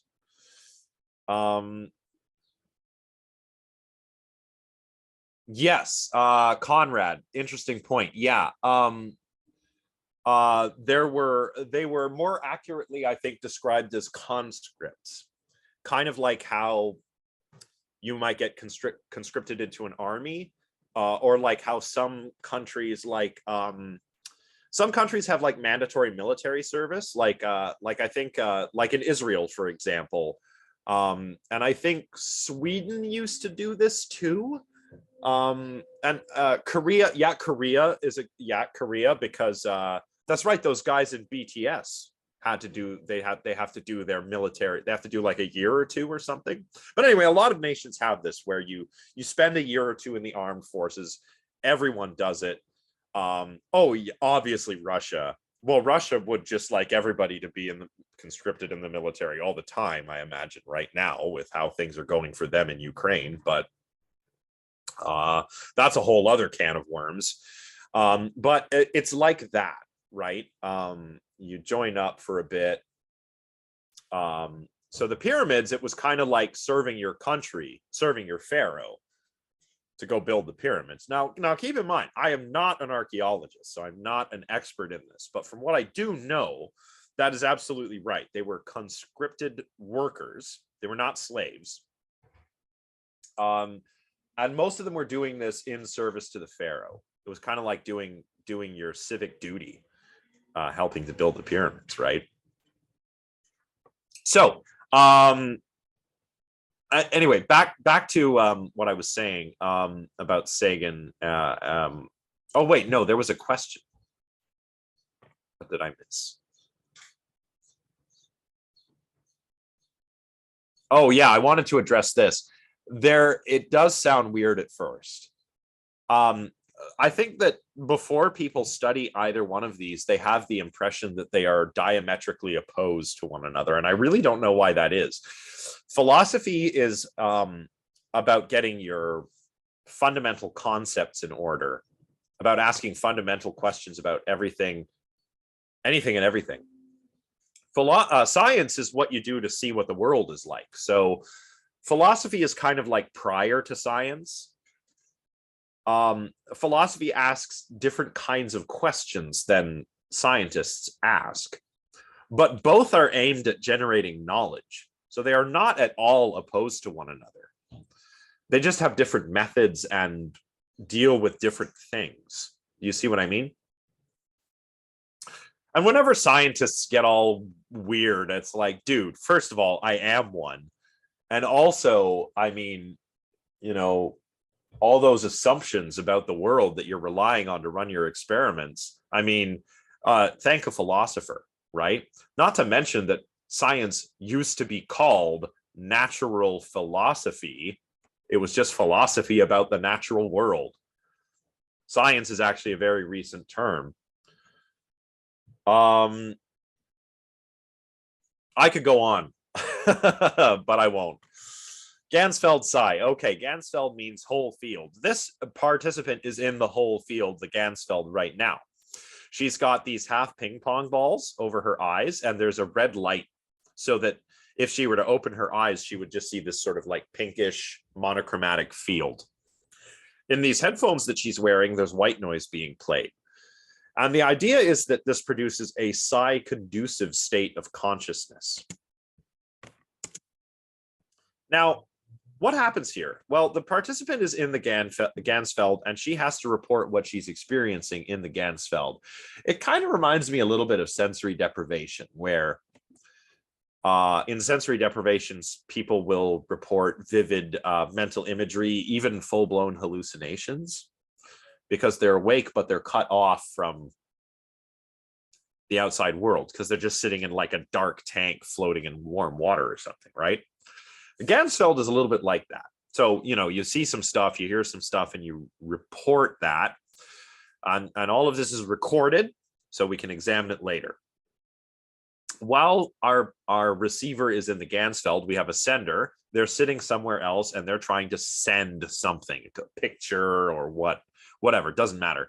They're trying to send it to the person in the Gansfeld. After a while, the participant comes out of the field, and they might be shown 4 or 5 pictures. And they have to decide which was the target. That is, what is it the sender sent? And then again, as before, sometimes we'll have an independent judge try and pick out the target based on what the person in the Gansfeld is describing while they're in the Gansfeld. Now, a lot of researchers say they've had successful results using, sorry, that's a typo, that should say using the Gansfeld. Some say it's the most reliable means of replicating psi experimental results that there's ever been. But is that true? The critics do not think so. I've left my coffee over there. Sorry, I'll be right back. Whoop.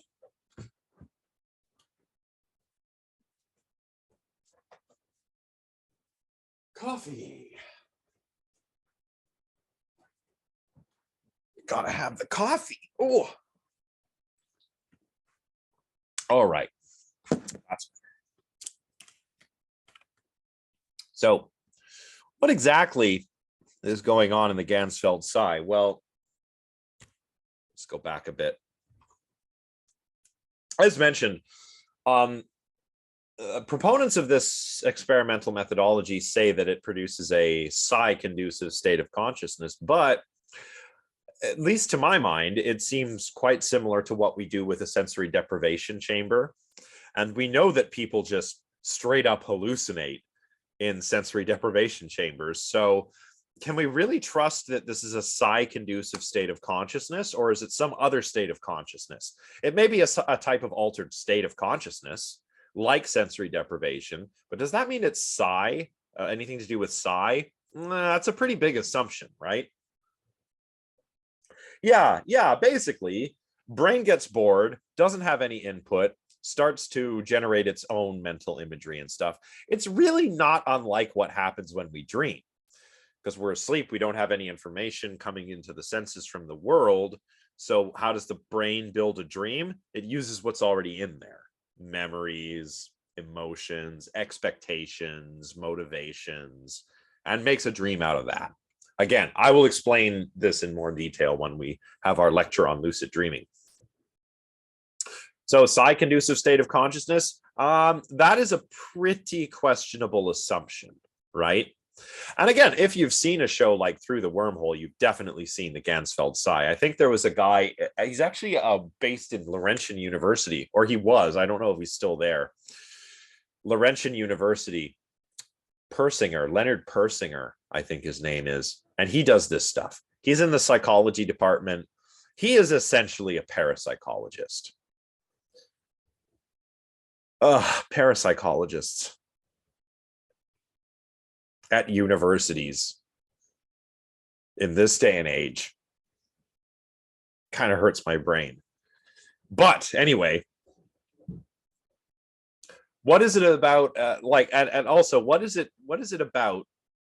Say it does produce a psi-conducive state of mind. What is it about white noise and a pink monochromatic field of view that makes you psychic? Is it because it quiets the conscious mind? Is it something to do with the red field and the nature of white noise? What's happening? There's no explanation for how this is supposed to work, right? And that's a problem, because that's what you're supposed to do if you're a scientist. You're supposed to explain how things work. So if you have a thing that does something cool, but you still can't say how it works, well, then yeah, exactly. Then really you haven't explained anything. Yeah, that's right, Christina. So that's the Gansfeld. What about remote staring? This is an interesting one. You ever have this curious feeling that I describe in point number 1? Sometimes this happens where you feel like someone's eyes are upon you. And then you turn around, you find that someone is indeed staring at you, and you think, oh, I could feel their gaze staring at me. Creepy, right? It's a creepy sensation. Yeah, that's interesting. Yeah, it's a creepy sensation.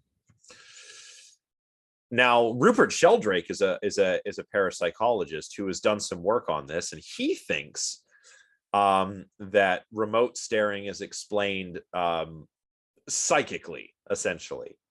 That when you have the experience of somebody staring at you, it really is because somebody is staring at you, and that is affecting you somehow. I don't think it works this way, but I'll give you my explanation shortly. So this is what Sheldrake does. He does some experiments with remote staring using video cameras, online methods to try and avoid sensory leakage. So we're talking about having somebody stare at you from a remote location over the internet, perhaps. And yeah, your spider sense. I mean, we all have intuition, right? We all have intuition. We all have gut feelings. But gut feelings are not magic. They're not psychic powers. They are rapid, unconscious, automatic judgments. We've evolved this way because thinking consciously and deliberatively is slow, and it takes a lot of resources. So if you can act on the basis of your gut and save those resources, evolutionarily, that is beneficial. That's why when, to use my go-to example, if you're walking around in the forest and you hear a branch snap, you turn and look instinctively, because you need to know if that's a predator or if it's just the wind, right? That's why we have these intuitions. They're survival mechanisms. So Sheldrake actually goes ahead and claims that there's evidence for remote staring, and that people possess a perceptual field that extends beyond the head, almost as if we have like some kind of psychic perceptual field. Kind of like how the Earth, it's like how I picture the Earth, the Earth has a magnetic field, right? So if you see the Earth spinning in space, and you can represent the magnetic fields coming out from the two poles, it's kind of like this, but a psychic field for your head, I guess. That's the claim. He says that this is, quote, more compatible with theories of vision that involve both inward and outward movements of influence, which is to say, like a psychical force extends from the observer's eyes. And that's what I feel. If I feel somebody staring at my back, like if I'm turned around and I feel someone staring at me, Sheldrake says, well, that's his psychical force or perceptual field touching you, and that's what you're picking up. Or it's touching your psychical field. There's a lot to unpack here. First of all, remember Occam's razor, the principle of parsimony. You want as few unwarranted or untested assumptions as possible, and this is just all unwarranted assumptions. Also, this is also not how vision works. This is how like Aristotle thought vision worked way back when. This is not how vision works. We understand, according to how we understand it now, right? We understand that vision works. Your eyes are basically like cameras. Anyone ever make a camera obscura back in the day? Maybe you were in elementary school, and you'd make a camera obscura out of a shoebox. Okay, Alicia, great. Yeah. So tell us about it. Yeah, the pinhole camera. Conrad or Alicia, want to elaborate on the cameras you made?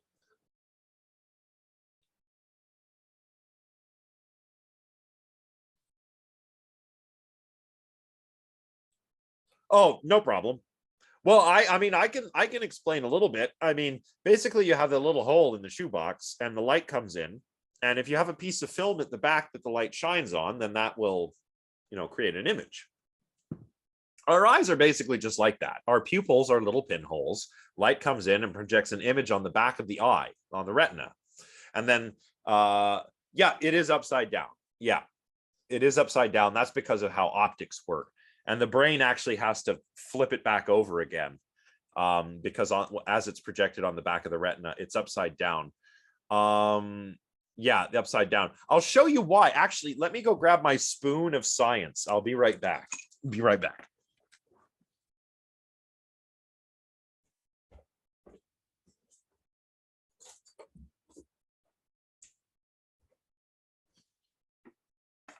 All right. Okay, so take yourself a spoon from your kitchen, like this one, and then look into the concave part, and you'll see that your reflection is upside down. If you look at the convex part, it's right side up. So it's probably not easier for you to see, but you can see you can just barely see my television reflected there. It's right side up. But if I turn it around, my living room is upside down. So the eye is like this as a result of its shape and the way the light is refracted when it goes through your pupil. It's projected like this, like on the back of the spoon, on the back of your eye. So your brain actually has to correct for that, right?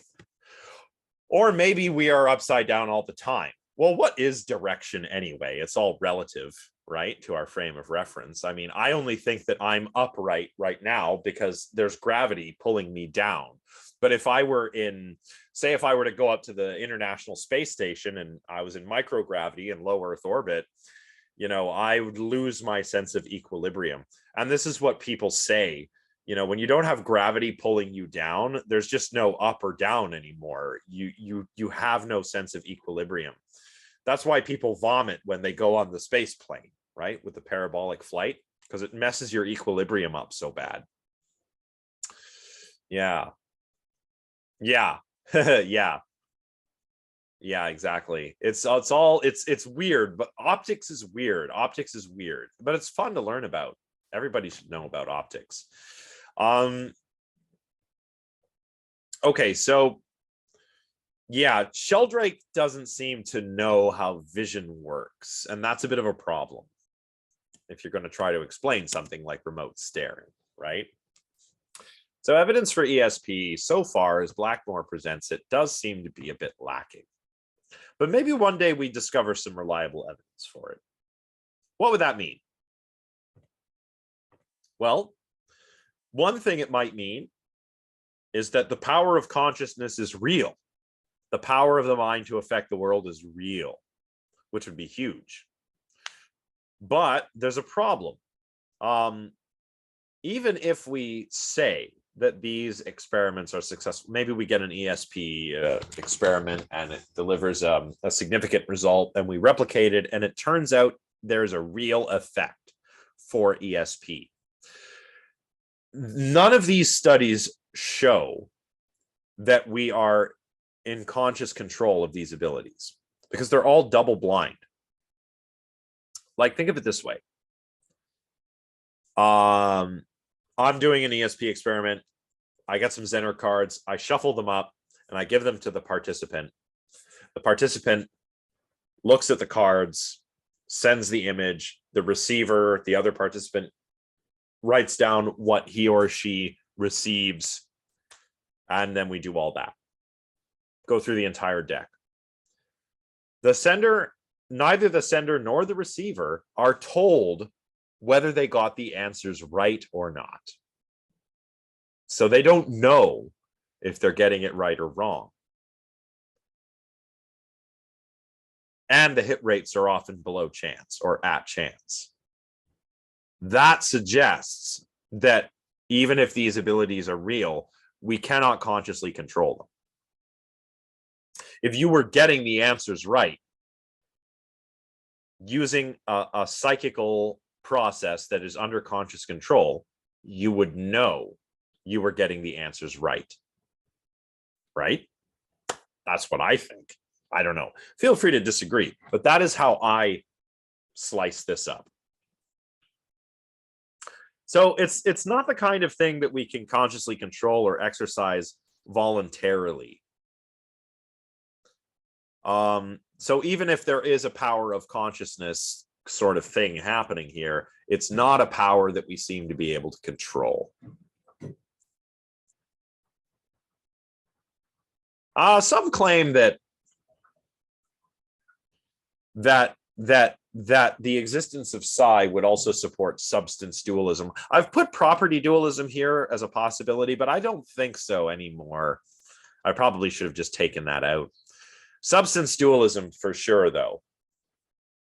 It would support the idea that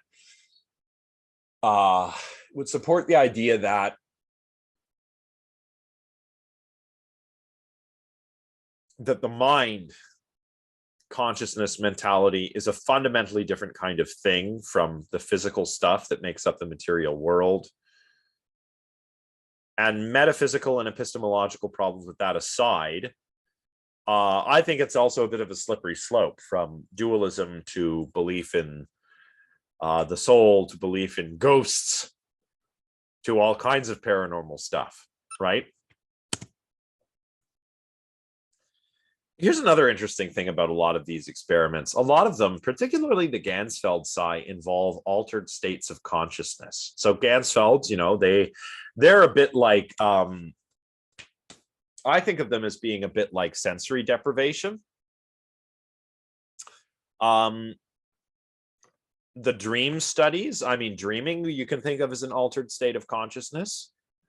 So someone asked earlier if dreams are an unconscious thing. I think they're made out of stuff drawn from the unconscious in a sense, but I also think they're kind of also conscious experiences because they're happening to you and you are experiencing them, right? So we can think of dreams as an altered state of consciousness. And throughout history, many cultures and peoples all over the world have used altered states of consciousness for understanding themselves and for undergoing various spiritual practices. Yeah, okay, so Yeah, this is good. Yeah, exactly this kind of thing. And before repressed feelings, I mean, no, that's a little Freudian. Um, again, I'll explain this all in detail when we have our lecture on dreams. But yeah, so Alicia is right. Many cultures have a ritual that involves some kind of altered state. You might just go into an extreme environment with very little food and water and hallucinate, have some experience of importance. You might take some kind of mind altering substance. So the peoples in the Americas would use peyote, psilocybin mushrooms, stuff like that. Shamanistic peoples in Europe might have used psilocybin. They might have used the fly agaric mushroom. The ancient Indians had something called soma, which we don't really know what it is, but it apparently made you see things. So, altered states are definitely a part of religious and spiritual practice in many cultures. So maybe maybe it's not really a bad idea to try to use an altered state of consciousness to try to awaken psi abilities, because we do the same thing with our spiritual and religious matters all the time. But the problem with that is that it's never really been demonstrated that people in altered states do any better at these kinds of experiments than people who are in quote unquote normal states of consciousness. What we can say for certain is that the way that ESP and PK is connected with consciousness betrays a lot of assumptions that parapsychologists have about the mind. And they are non-materialistic assumptions, which is fine. It's just not the kind of thing that natural science is supposed to do, right? These are metaphysical assumptions that they're making. This is why philosophy is prior to science, right? You're like, I'm going to do science and prove that there are magic powers. Okay, but magic powers, if they exist, are not natural. They might be supernatural or paranormal. Now you're going to go study them with science, but are they the kind of things that, if they exist, can be studied with science? This is why we do philosophy. Let's talk about psychokinesis. I think we're getting close to the end here. All right, psychokinesis is the ability to move or affect objects or processes without using sensory motor abilities. So this is extrasensory motor. So we're moving things with a mental force rather than touching them with our hands, for example.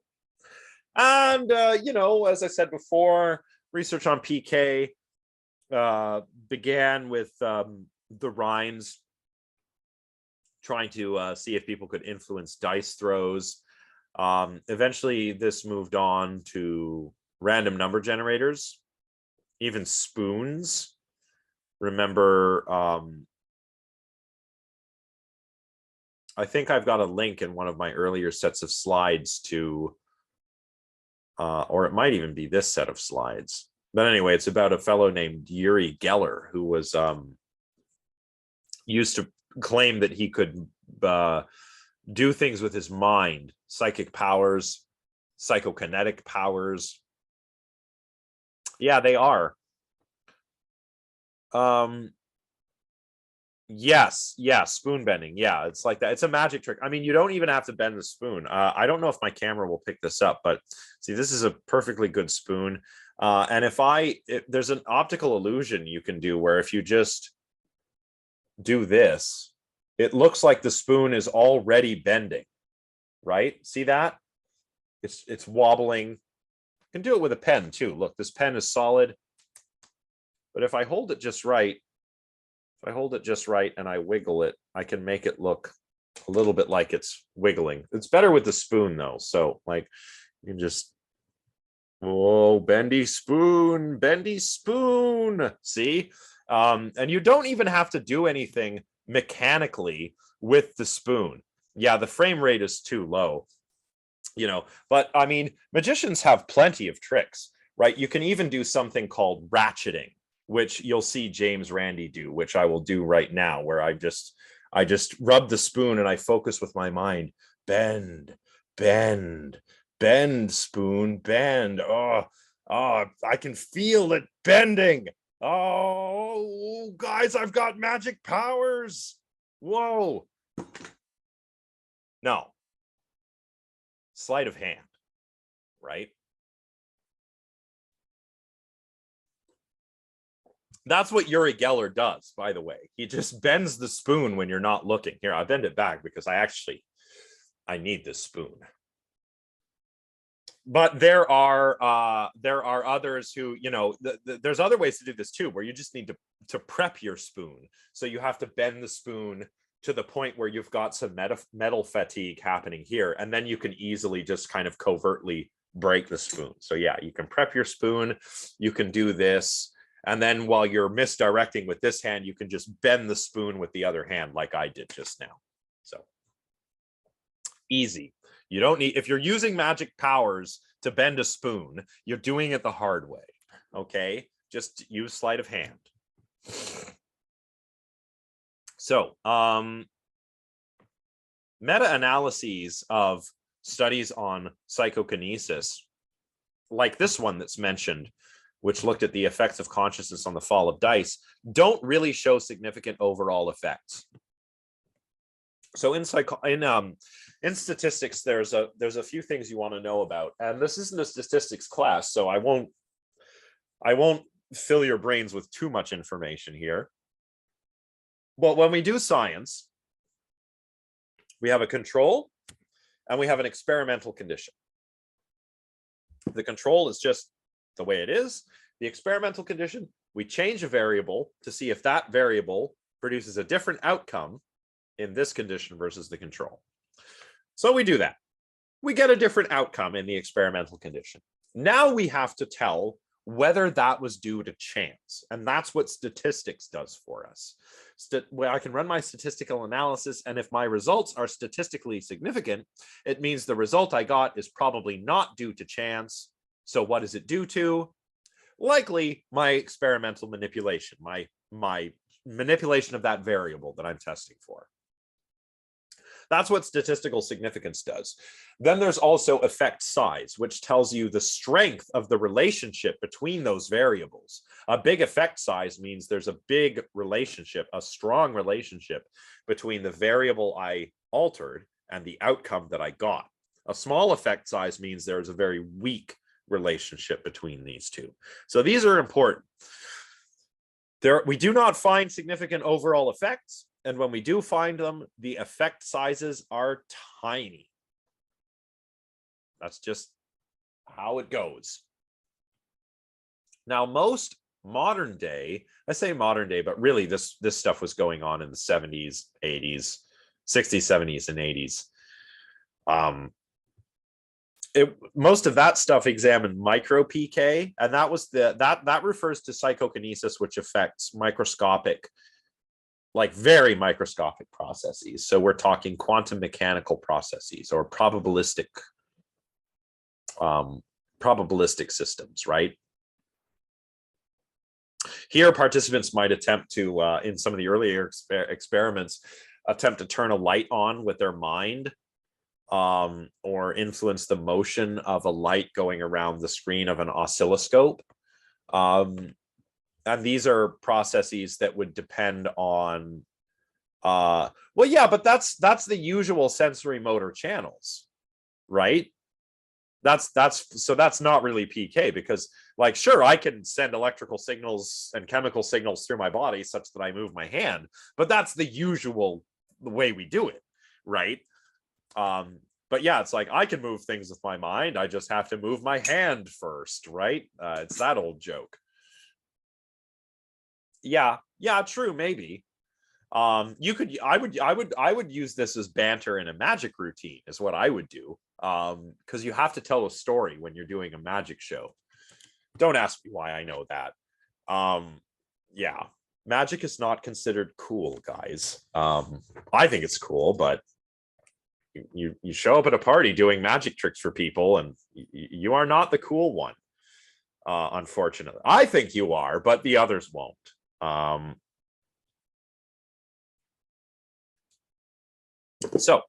Okay, let me get rid of my screen here. Yes, Penn and Teller rule at this. And I saw them live. I was very fortunate to see them live. Oh no, I'd rather pull out the guitar, frankly. But yes, I agree. Magic is pretty sick. And Penn and Teller are great because they will do a trick and then they'll tell you how they did it. And it's almost as fun as seeing the trick, right? So anyway, where was I? Oh, right.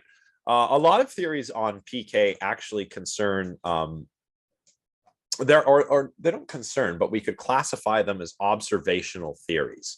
So they're based on an idea that actually comes from quantum physics, something called the measurement problem and the observer effect. Now, on this interpretation, psi isn't really like a force. It's a shift in quantum probabilities, which is a result of the observer effect. We can't really watch this together, but you should go and watch this video on the double slit experiment. Who knows about the double slit experiment, by the way?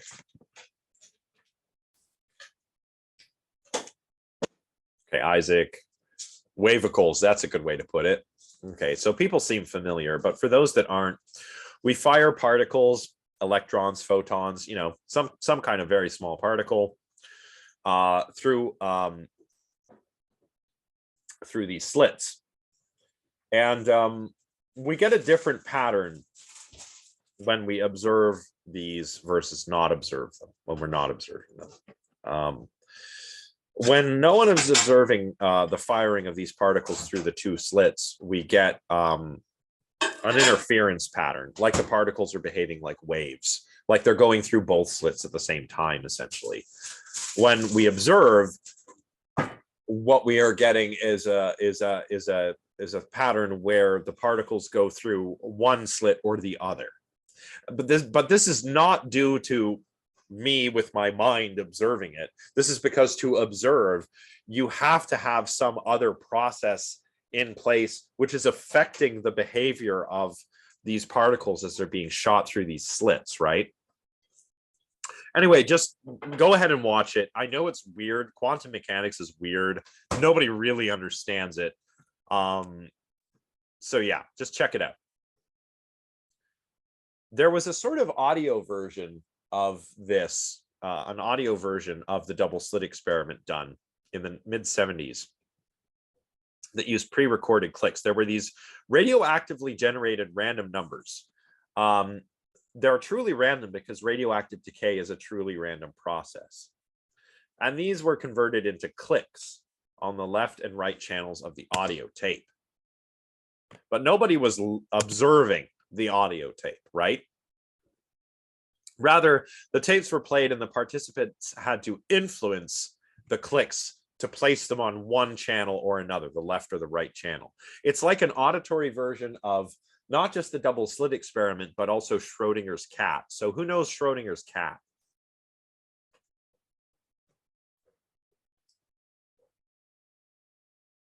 I have my cat right here. Where is he? He's eating a cheese Danish. Okie, what are you doing eating that cheese Danish? Oh, there goes the dog. Oh, yep. It's our big fella who lives with us and eats our food. We've got another one around here somewhere, but I don't know. On top of the cabinet. I don't think so. But there is another cat around here somewhere. He's probably in the closet. He likes to go in the closet.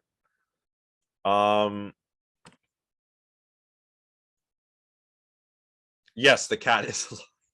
So Schrodinger's cat is a thought experiment about the kind of like the incomprehensibility of quantum physics. It really lays out what we can know because of the measurement problem. Like when we measure something, we inevitably affect what we're trying to measure. So you can know, for example, the spin of the particle, but not the charge, or you can know the charge of the particle, but not the spin, or you can know its speed, but not its location, or you can know its location, but not its speed, because by trying to measure both of them, you affect it too much. Schrodinger's cat highlights this. You've got a cat in a box, and the box has within it some poison. And whether the poison is released depends upon this random radioactive decay. And the idea is that, until you actually observe, the cat is both dead and alive, or neither dead nor alive. The cat exists in a sort of quantum flux until you actually open the box and observe, and then the cat is either dead or alive. Again, watch the video. I'm not a physicist. I'm not really the one who ought to explain this to you, but this is an auditory version of Schrodinger's cat, where the first time the tapes are observed, those clicks are supposed to be in superposition on the right and left channel simultaneously, like how Schrodinger's cat is dead and alive simultaneously. When we listen to them and will them to go to one channel or another, that's like opening the box and seeing if the cat is alive or dead. They claimed an excess of clicks on the channel that the participants willed the clicks toward. So, okay. That's a good joke. I'm gonna steal that. But yeah, that's a good point. That's why we can know some things, but not everything. And it's not because of consciousness. It's because when we measure stuff, we've got to use a physical thing to affect another physical thing. It's not because it's not because I have a mind and ooh, the photons going through the slits know they're being watched. No, that's not why this happens, right? But that's how these parapsychologists think of it. And that's not really the way physicists think of it. That's a problem. There is also a retro PK effect where people listen to the tapes multiple times and try to will even more clicks to the right or left channel. But let's not talk about that. Dick Bierman used this method to test what is known as the subjective reduction interpretation of the measurement problem, the double slit experiment. And the basic idea here is that things exist as possibilities. And again, not a physicist, okay? If you want to really know this and get like the proper story, you need to ask your physics professor. But I'll do my best. The idea is that everything is sort of like a possible, right? And conscious observation collapses the wave function so that where those particles going through the two slits at the same time were behaving like waves, when I observe them, I do what I collapse the wave function, and the particle has to go through either the left or the right slit, not both at the same time. So they're like waves of possibilities when they're unobserved, and then when they are observed, they're particles of actuality, if you like. Again, think of Schrodinger's cat, right?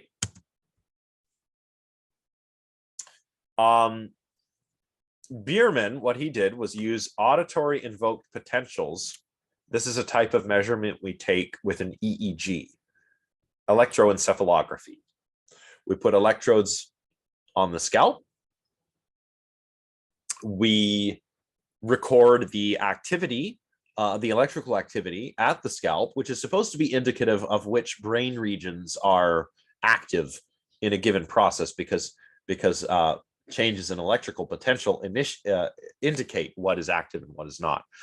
So these auditory invoked potentials are particular changes in electrical potential recorded at the scalp in the auditory cortex when we are listening to something. So he compared these auditory invoked potentials from participants while they had listened to the clicks from these unobserved decay events that had been recorded, and compared those to potentials that were recorded from people who were listening to previously observed decay events, which the wave function has already been collapsed. And his studies showed a significant difference in brain responses, which seemed to correlate with the observed and unobserved tapes. So this is a really weird claim.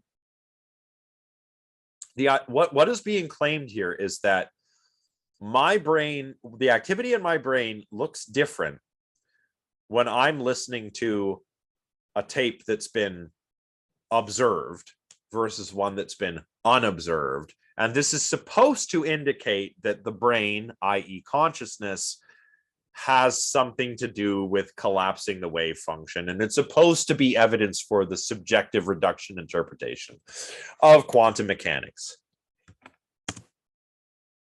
The problem is that there are like 17 different interpretations of the theories and the formulas that quantum physicists use. And none other than Nobel Prize winning quantum physicist Richard Feynman said, if you think you understand quantum physics, you do not understand quantum physics. No one understands quantum physics, right? We can use the formula, we can crunch the numbers, but does it make sense to us? No, it doesn't, because it's just a level of reality that is so different from the one we inhabit it that we cannot intuitively understand. You know, like at our level of existence, I cannot be in two places at once, but apparently electrons can. So go figure. That's just something that I do not grok, but electrons, apparently that's just the way they are, right? So at PAIR, let's talk about PAIR. The Princeton Engineering Anomalies Research Lab, Robert Jahn and his colleagues did a sort of meta-analysis with large volumes of data taken from these quantum mechanical random number generators that their participants were supposed to influence using psychokinesis. Everything was recorded automatically. Direction of the aim of the particles was counterbalanced. We could use our baseline conditions as our control and everything else as our experimental conditions. And these meta-analyses are used to see if there's an effect of quantum PK in the data.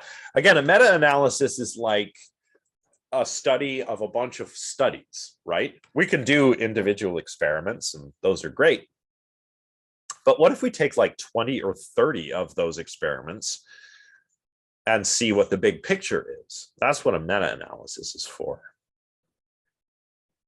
This meta-analysis used about 600 such studies using random quantum mechanical random number generators.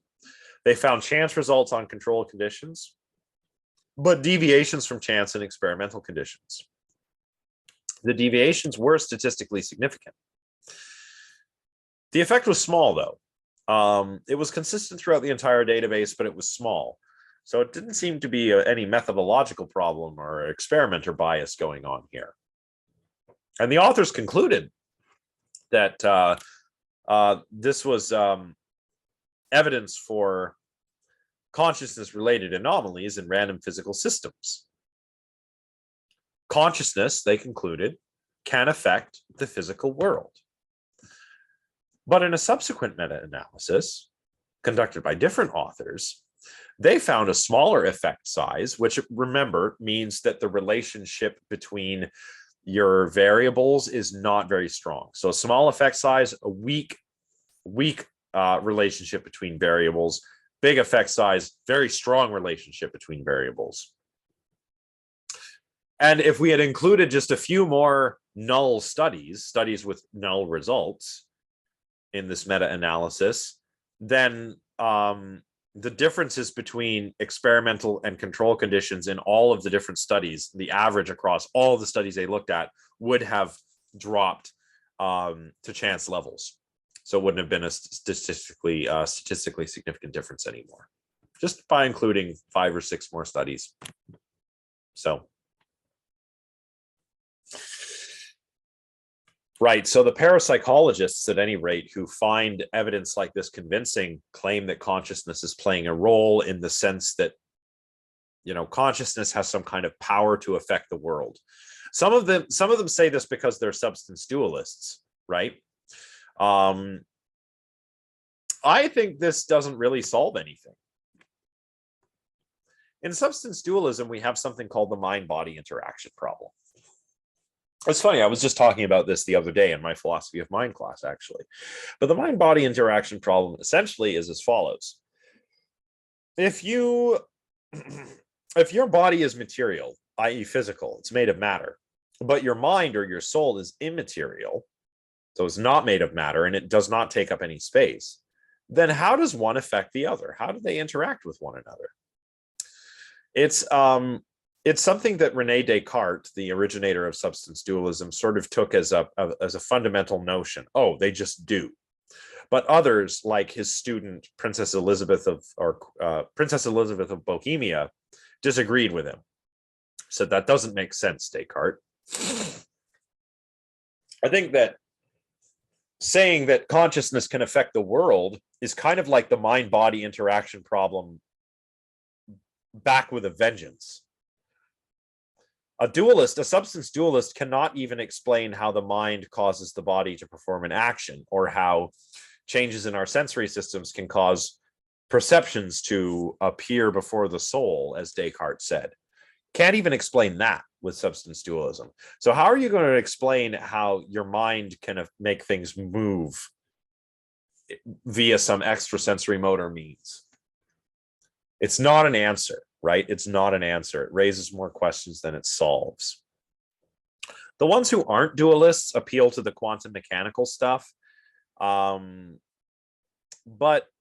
this is like swapping one mystery for another. Sure, we don't understand how the mind works fully, and there are mysterious and perhaps even anomalous phenomena that happen to people.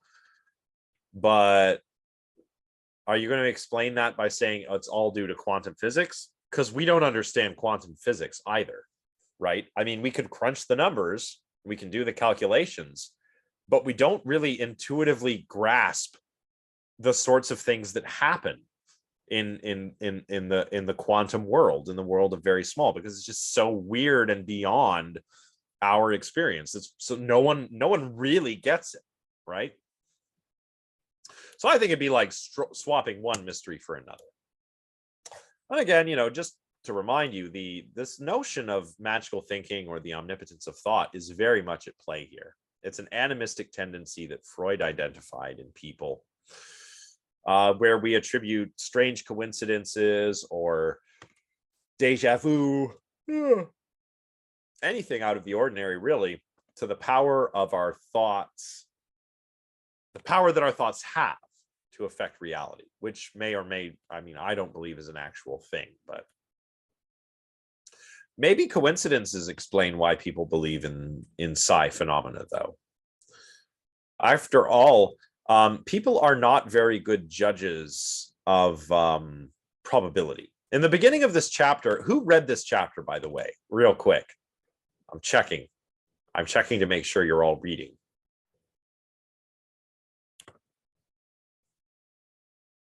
Good. So who remembers the story at the beginning of the chapter?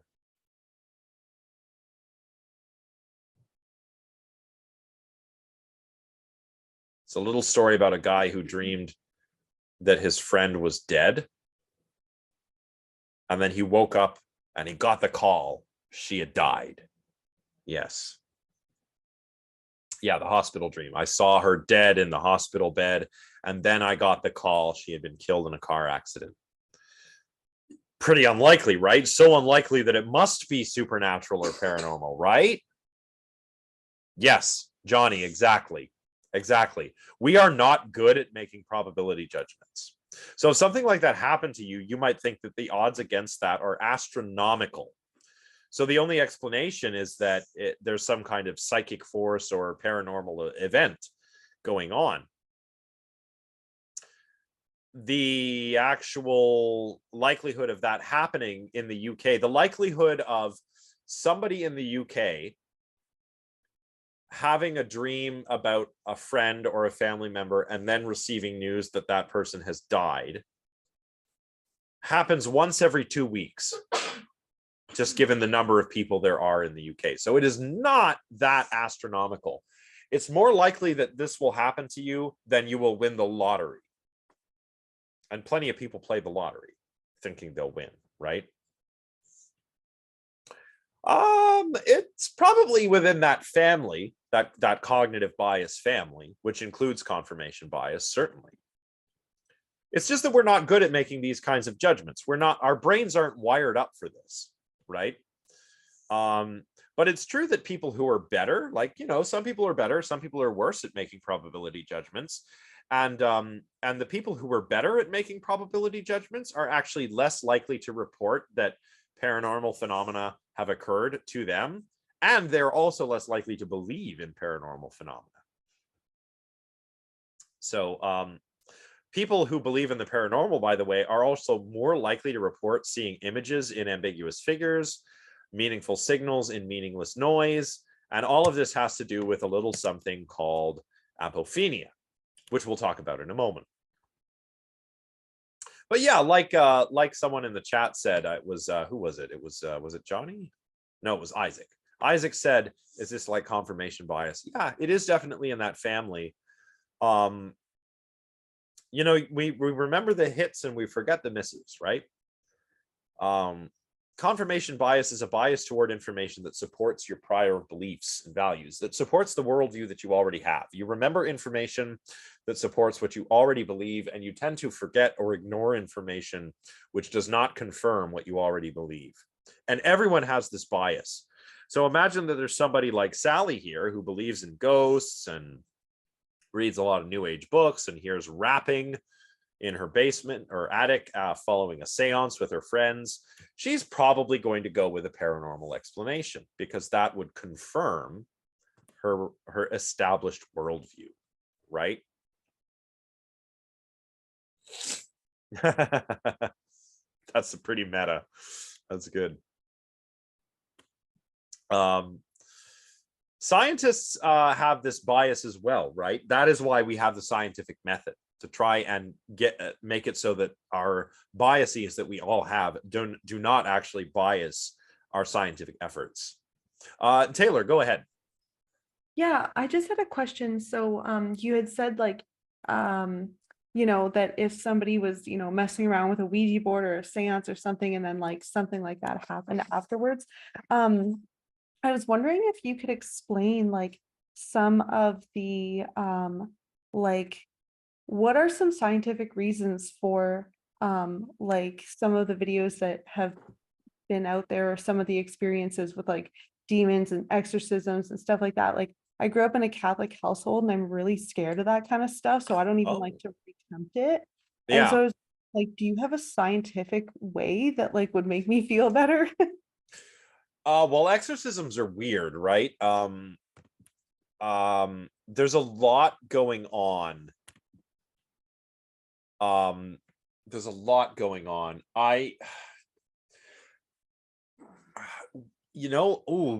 Maybe this should be one of the lectures that we do,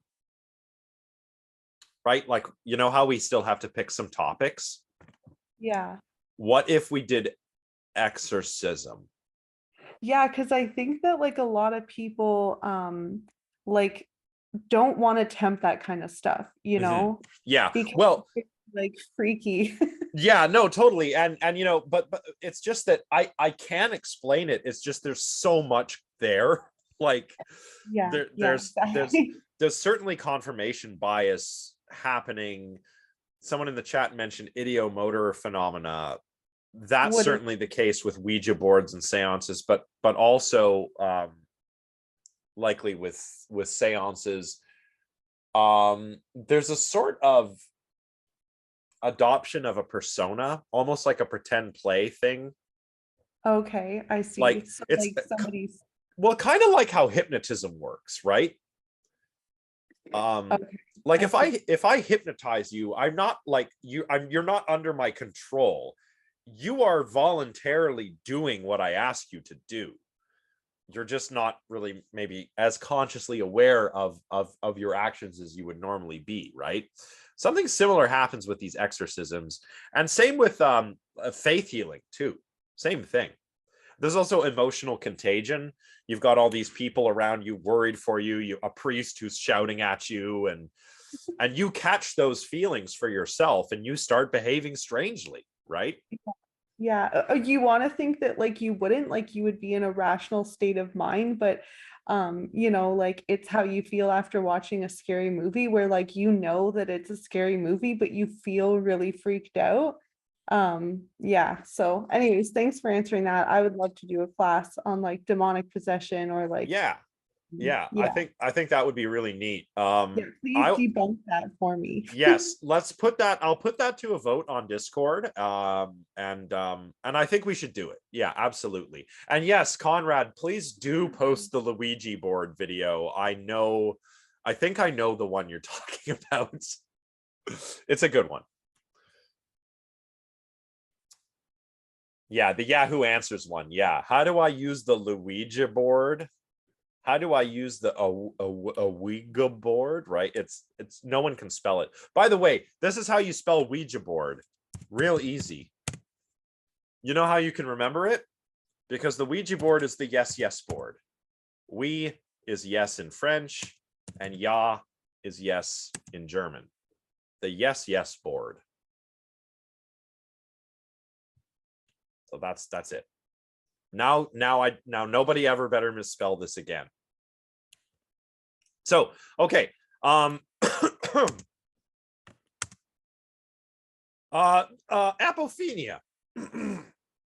might also explain why we see coincidences that aren't there. Apophenia is a tendency to perceive meaningful connections between things that are actually not related to one another at all. My favorite example is the ghost hunters. You know, they'll put on some microphones, put up some microphones around the haunted house or wherever they are and record all the noises. And then they listen to the noises and they hear a voice, which is like, get out, or something scary, right? But it's just noise. You're just hearing it. Your mind is putting that there. It's random noise. It's not a voice, but you hear it as a voice. And the reason why you hear it is because your brain is this pattern-seeking machine. And sometimes it finds patterns that aren't there. That's apophenia. A specific kind of apophenia, for example, here is called pareidolia. This is when we see images or sounds in random stimuli, like hearing a voice in noise, like mistaking signal or mistaking signal for noise. Or here, it looks like a smiley face in my frying pan, but really it's just a random assortment of bubbles and stuff, right? That's pareidolia. Oh, that's freaky. Yeah. But of course, that's just noise. It's just noise. It's just random noise. I'll tell you how you can show this. You just take somebody who doesn't speak English as a native language. Say you get a Spanish speaker, have them listen to the same tape. They're going to hear completely different words, namely Spanish ones. So is the ghost saying something in English to the English ghost hunters, but something different to the Spanish ghost hunters? No, you're just hearing something that's not there, right? And yeah, that's a great example. It's a shame I don't have my neuroscience class up on YouTube.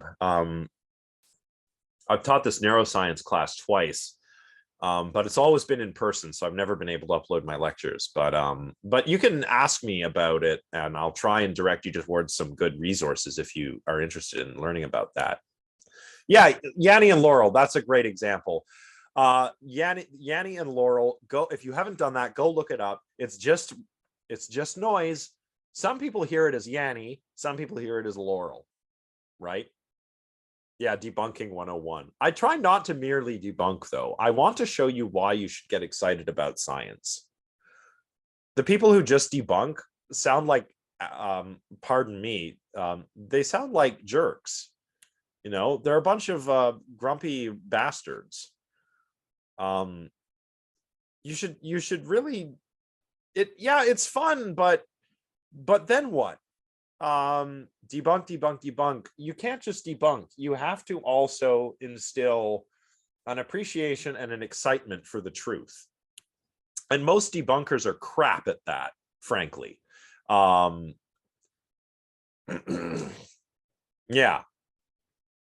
Penn and Teller are good at that, because Sagan was probably the best one. But I'm going to show you some Carl Sagan later on in the course, so don't worry about that. Okay. Well, Blackmore ends the chapter by concluding that paranormal phenomena probably don't exist. There's been decades of research on this, and no strong evidence for ESP or PK has emerged. Even if they do exist, they do seem to be weak, and they don't seem to be something that we can consciously control. And Blackmore herself spent a decade as a parapsychologist and gave up after a decade of null results. She said, you know what? There's nothing here. We would have found it by now. And now she just does other cool stuff. She writes about consciousness, about skepticism and understanding science. And she uses her powers for good. And I really look up to her. I think she's a pretty cool scientist, if you ask me. But if we reject the paranormal, does that mean that we have to reject spiritual or religious experiences? This is a question I think a lot of people have. Blackmore thinks the answer is no.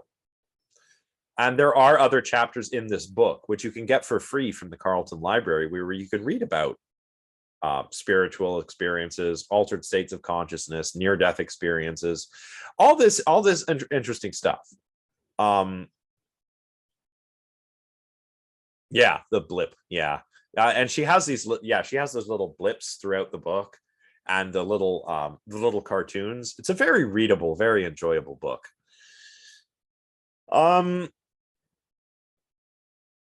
Yeah, if we reject the paranormal, I don't think we have to reject the spiritual or the religious. In fact, many spiritual and religious traditions reject the paranormal, right?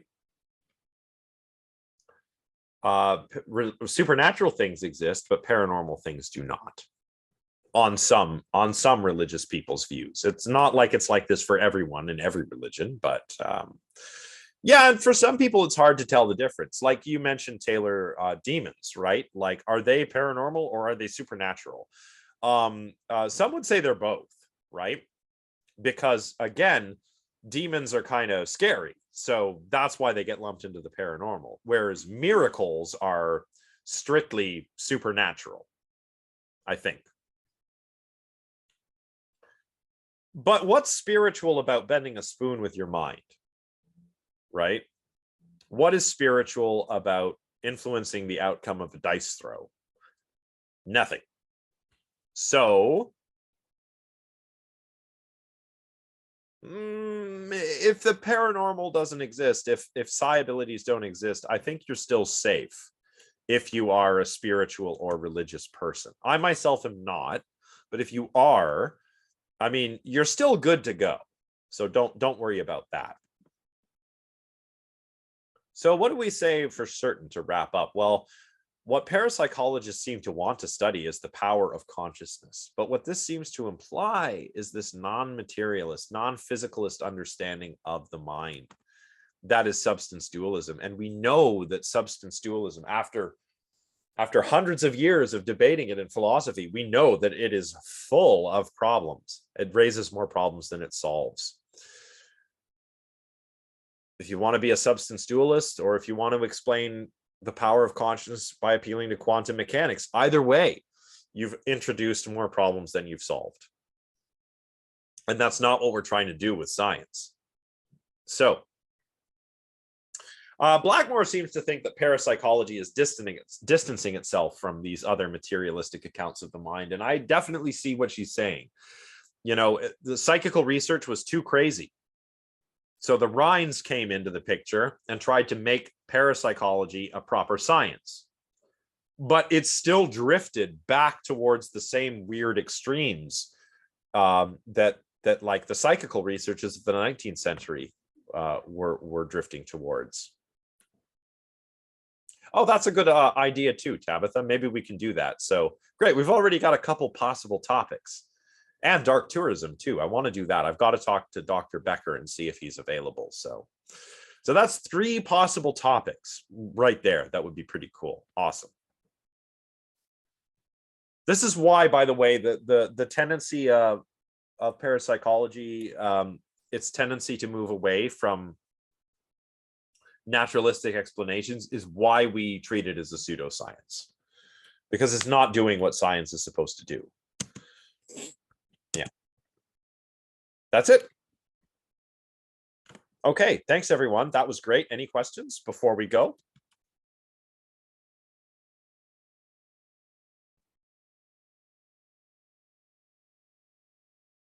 All right, thanks everyone. This was fun. Stay tuned. I will make an announcement about the specifics of the reading response. The specifics of the reading response. Oh, I was just about to say that, Janita, right now. I'm going to make an announcement on Brightspace and See You Learn, or not See You Learn, Discord, Brightspace and Discord. I'm probably going to push this to the middle or end of next week. That gives you more time to read the material. That gives Jenna more time to read the material to prepare to grade. So there will be a Dropbox open over the weekend, and you can submit it mid to late next week. So that's it. That's all I'm going to say about that. I know I've been getting a lot of concerned emails like, where, how do I submit it? Don't worry. I've pushed it back. Okay. So it's all good. That's right. The assignment I have that would have been due today, I am pushing it back because we just got our teaching assistant, and I'm not going to be like, hi, welcome, here's 100 things for you to grade, right? I'm not, I just can't do that. Don't worry about it. Yeah, don't worry if you missed it. I didn't post the Dropbox for this reason. So don't worry. It's going to be next week. So this is informal announcement number 18 or whatever. And then the official announcement will go up later today on Brightspace and Discord. Okay. Thanks, everybody. Have a really good rest of your day. And I'll see you all on Thursday, where we will talk about mediumship and ghost hunting. No, I haven't worked that out yet. Office hours for the TA. I have not worked that out yet. I will let you know more once we finalize the details of Jenna's assignment. Okay, thank you, everyone. See you on Thursday. Bye for now.